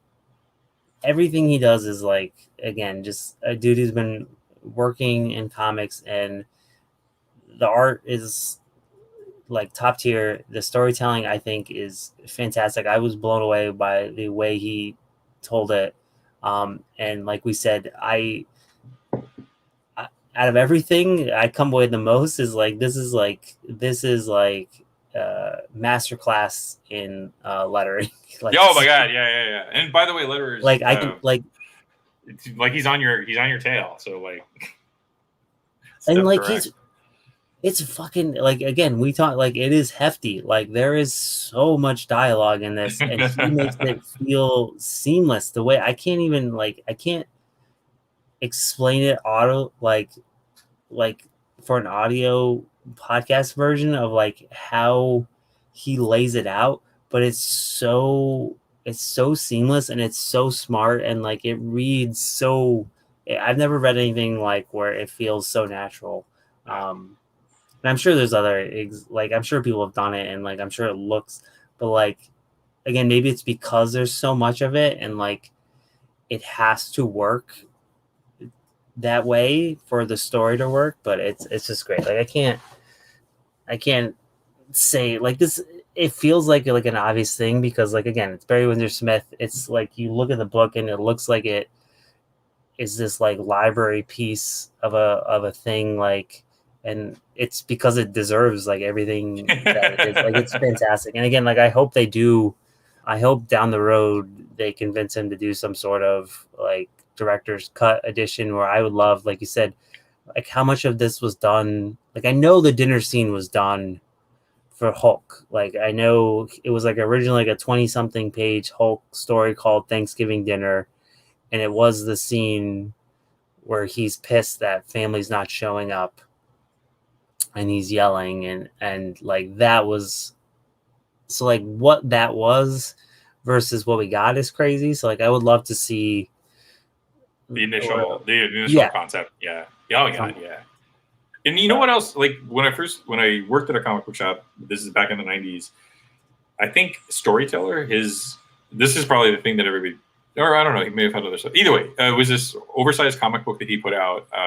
It was like kind of comic, I don't know, it's like Acme Novelty Library size. It was a nightmare. Like the artwork was beautiful, but like comic racks back then were not, like they just weren't set up. Like, and most people had like, it was like kind of like halfway out of the newsstand phase. So most comic racks were actually like meant specifically, or wire racks that were, meant to just hold comic books, not like shelves or things like that. All is, down the road. So like there's just no way to properly store those, and if you propped them up, they would have been, start bending, and you couldn't keep them in good shape. My only point in bringing that up is just to say, like, I know that I know he works 11 by 17, so like it would be wonderful to see that artwork at like a 1:1 ratio. Yeah, and it's also, I mean, I can't think of a book that doesn't deserve it more. It's just so beautiful. Yeah, because it's clearly in the book. There's quite a bit of gutter in the top and bottom. Yeah. So like clearly it's sized to fit that because there's such extra space. But even that, like it looks so good with just like the typeface for like Barry Windsor Smith and monsters. Like, I don't know. It feels academic when you're reading it. Like yeah, that's a good word for it. He's taking people to school with it, but I don't know. Yeah, and again, it's something I would down the road revisit. Like I look forward to rereading it because I think there's going to be more to glean from it. I look forward to a reread too. I did feel like I was chomping through it because I didn't I wanted to read it first before I read Day Dark, and I was afraid that Day Dark, because it was 200, it's 200 pages as well. I was like, oh my god, we really shot ourselves in the foot for this one. I didn't realize that it would be as quick a read as it was. So I was force feeding some of that, and although I never felt like I was skimming, but I did think I would like to savor the art a little more. It is weird that these are it's only 100 pages less. One is. No, Day Dark was easy breezy. I will say this though, I tried, only because of scheduling. I don't have an iPad, so I was I was traveling, and I was I can read some of this on the plane on my phone, and so unasked for user review, comics suck on phones. Oh yeah. I suspected that they did, but because I use the Shonen. The only thing I read on the phone is the Shonen Jump app. Again, it works better because it's Shonen Jump, so I feel like they have a better grasp.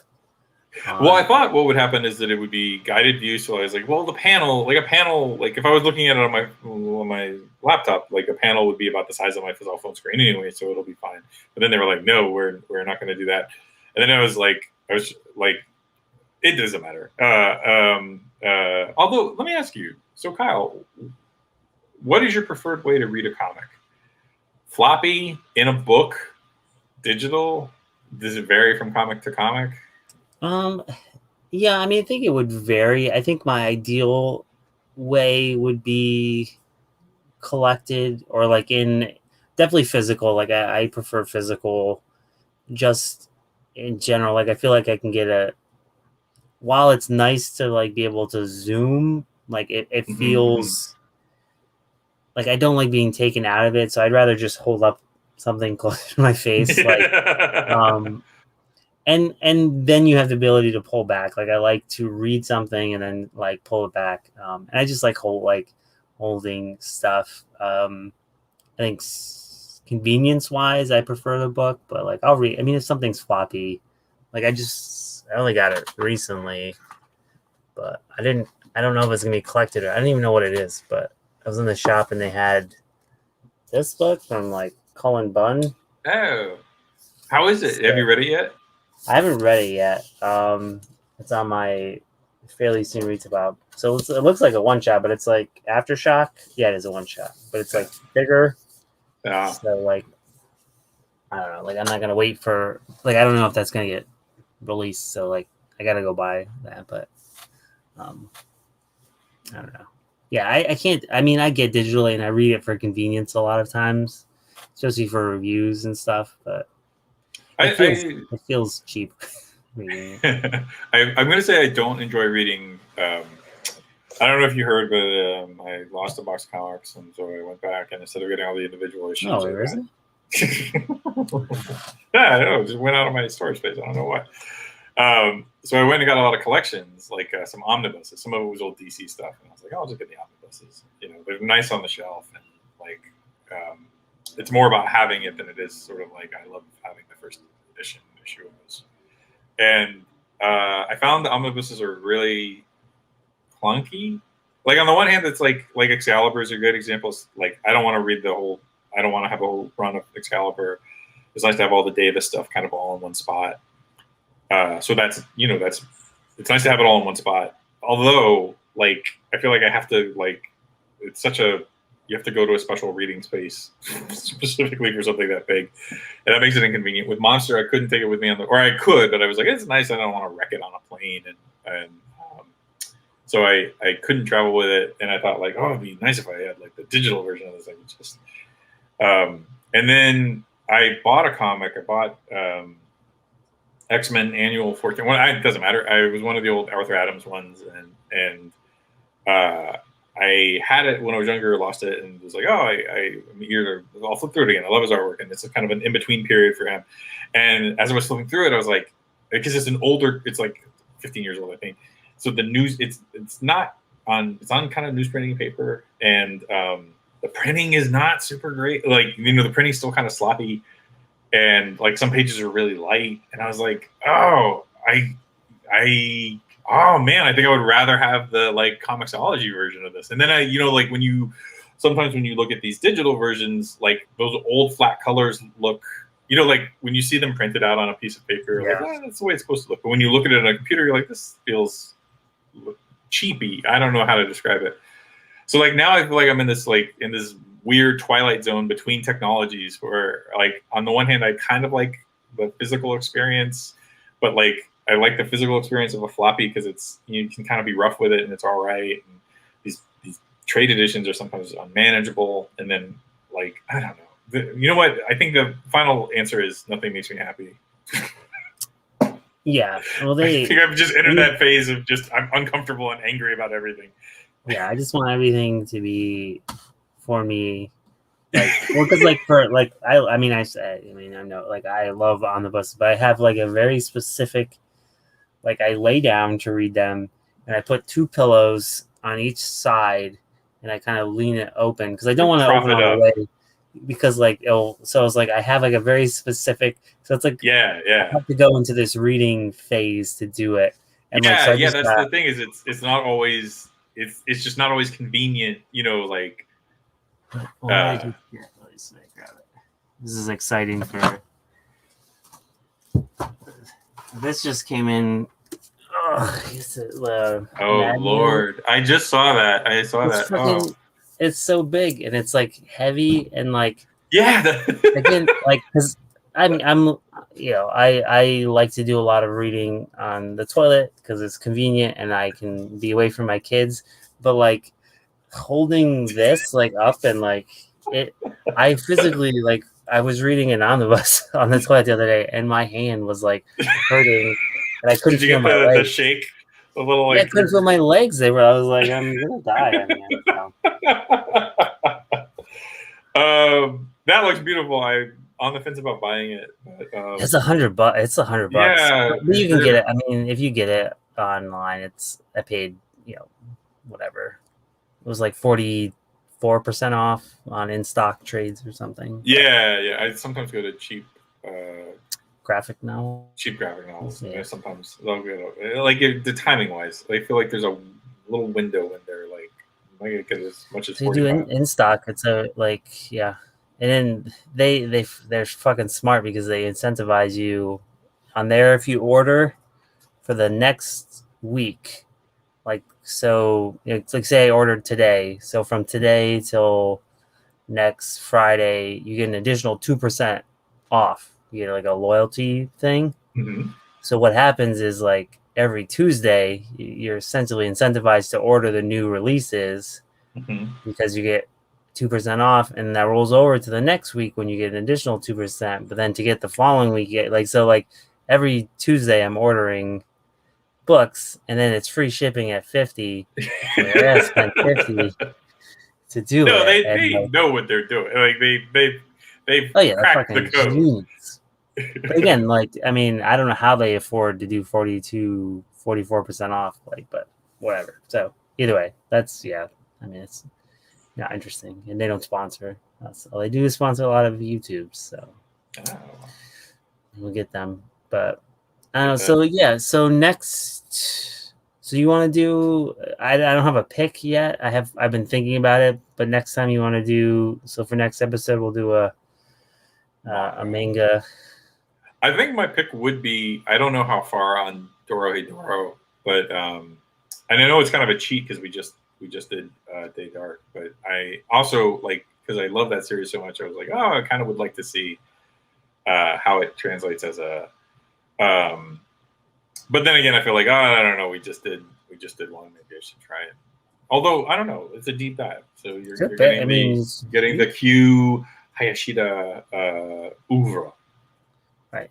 Well, and like I said, I would like to see, because I haven't read I read a little bit of the first volume, but not all of it. So I would like to see the differences, especially going from kind of the more recent to the past. And I have stuff in mind, but yeah, there's a lot. Wow, it's 23 volumes. Oh yeah, so, yeah, I've looked. Yes, yeah. So let me feel it out. Let me go through the first volume, see how, like, if it's breezy like Daedar. I was also the same. I was able to knock that one out. Well, I figure for most manga, I usually consider like the first 3 volumes to be like an arc. Like, I know that's mostly the standard for like trying something out, is like I'll usually order the first 3 volumes. Right. And then so maybe maybe we'll shoot for 3, and then your pick, which you'll announce at a later. Yeah, I think I'm gonna do an Urasawa book. So it might be Monster, but I'm not sure. Okay. All right. Yeah, that's good. I like that. I'm excited. I'm also excited to read manga again, because like now that I finally trained my brain to left page to right page doesn't, but I get stuck on the panels. I kept like I find sometimes like I get a little tripped up if there's a lot of word bubbles. Kind of reading order and because like your instinct is, oh, the one to the, no wait, it's the other. Yeah. Although I think by the end of it, I was pretty good. I want to carry some water for another podcast. Is that what you call it? Carry some water? Log roll? I don't know. It's not connected to me, so it's not. But it's another comic book podcast called Never Iron Anything. So if you are listening to us on iTunes or any of the Stitcher or whatever your wherever you get fine podcasts, go check out Never Iron Anything. Not the latest, or I mean, you check out every episode. It's a fun group. I think they're English. They might be Irish. I'm not always super great with distinguishing the accent. I mean, I know an Irish accent from an English accent, be like Welsh. I don't know, but they're definitely from the United Kingdom. But the episode I wanted to highlight, particularly after talking about Barry Windsor Smith, have you ever seen the? It's a George Pratt book. It's a DC book, a DC hardcover from like Arkham Asylum days, called War Idol. I think it's Enemy Ace War Idol. No, I'm looking at it now. All right, it's a beautiful book, also a World War II book, also some like great dogfight scene. Like it is one of the first, like it's from this sort of like. Are you looking at this guy's phenomenal? Oh my god, yeah. That is a beautiful, fully painted. So this is like DC had maybe done 1 or 2 hardcovers. This is their sort of like Arkham Asylum is one of the first. They're sort of branching out into sort of presenting books as sort of prestige. They already had the prestige format Square about, but they were like trying to get them in bookstores and sort of present them as prestige like reading items. So they were releasing hardcover editions. And this is one of their earliest. I think it's the 4th. They cover it in the podcast. So the podcast, Never Iron Anything, is a sort of they do just a deep dive on this book, War Idol, and they're both great, great consumers of comics, and sort of like know their shit to just talk about comics. But in particular, his guest is like super informed about this particular book, the making of it, the history of it, and they kind of go almost little granular, like page by page, not page by, well, almost page by page. It's a beautiful book. I think it kind of gets overlooked because it was sort of like right before that sort of format really existed, and I think later people who came along, like Dave McKeon and some of the sort of more like people you think of in that sort of like fine art area, like I think they maybe kind of got recognized a little more. This was a little right before the curve, so it gets talked about a lot and pointed to, but they don't. It doesn't always get its due as sort of like a really, really, really phenomenal book. And it sort of lives a little more in the fine art world than in the comics world, because of subject matter. Like Enemy Ace is like a World War II guy, so it almost a lot of it feels historical. There aren't capes in the traditional sense. Either way, it's a beautiful comic. If you've never seen it, check it out. And then this podcast is such a great. I think it's like an hour and a half, 2 hours long. It's a great dive on it, and so I found it really illuminating, and I also like their accents. Oh shit. Okay. Yeah. Well, no, because I'm like, now it's just me looking how to order this. Oh wait, you know what? There's a signed edition for $549. Yeah, I'm gonna bid on that. So you just back off, sir. No, there's a they talk about this in the podcast too. If you can get the graffiti edition, the graffiti edition has an additional, I think, like 5-page story that he wrote, and then some sketchbook pages. So one of the editions, which I don't think is the hardcover, has this bonus material. So yeah, it looks like the paperback is more expensive, which probably is that one. So yeah, I will. Well, I guess I'll not do it on podcast time. Well, if you thought like looking at the Madman book was riveting, watching Kyle order. Yeah, just go through prices. Must Although I watched quite a few YouTube people do that.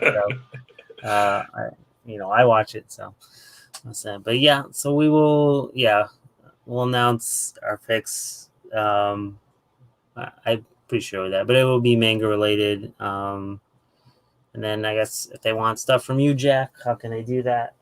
You can find me at The Villainist on Twitter. That's probably the best spot. You can also find me at Reckless Eyeballs on Instagram. Why not make them the same? I don't know. Also, if you want my comic, guncomic.com, Comixology has reached out and said that I'm part of their small press sale. And I will be so I think, I'm not sure if the full line, but definitely the first book is on sale at Comixology. So if you're interested in it, you can get it for, I think, like a few bucks. Although, also, just reach out to me. I'll probably give it to you real quick. Just tell me you're a Pages and Panel. Tell me you're a Pages and Panel listener, and I'll kick you. I mean, like, who's in this business to make money anyway? Kyle, where can people find you? What was it? Looking at Kyle Overkill on Twitter. But yeah, there's bi-weekly pages, and then a bi-weekly greatest comic book. So all on the same feed. And we've been doing more live, much like this, where we record them. I'll usually put out that we're doing the episode, so there'll be a video version, and then shortly, a couple days later or so, I'll put the audio up on the feed. But at least that way there's both options, and also makes editing easy for me. So but it's also not like it is a little bit easier, and again, to have both options is good. So that's up there. I think we just did Everyone is Tulip with Dave Baker and Nicole Gu, which is out. And then this week, so video is up now with Chad Sell and Cardboard Kingdom, which is a young adult, all ages book. So the audio will be up soon, and then we have an actual just strict audio episode going up tomorrow. So Saturday or whatever. But if you're listening to this on audio, it will be up. It's in the past. You can already get it. Yes, with Sophocles and it's called Long Lost.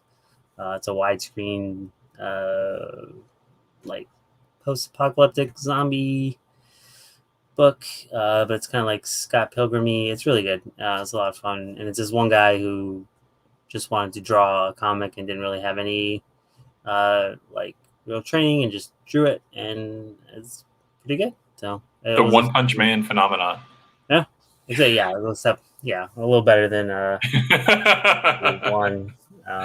Although I bought Mob Psycho 100, which is his just like him drawing it. It's so much fun. Like oh my god, it's so good.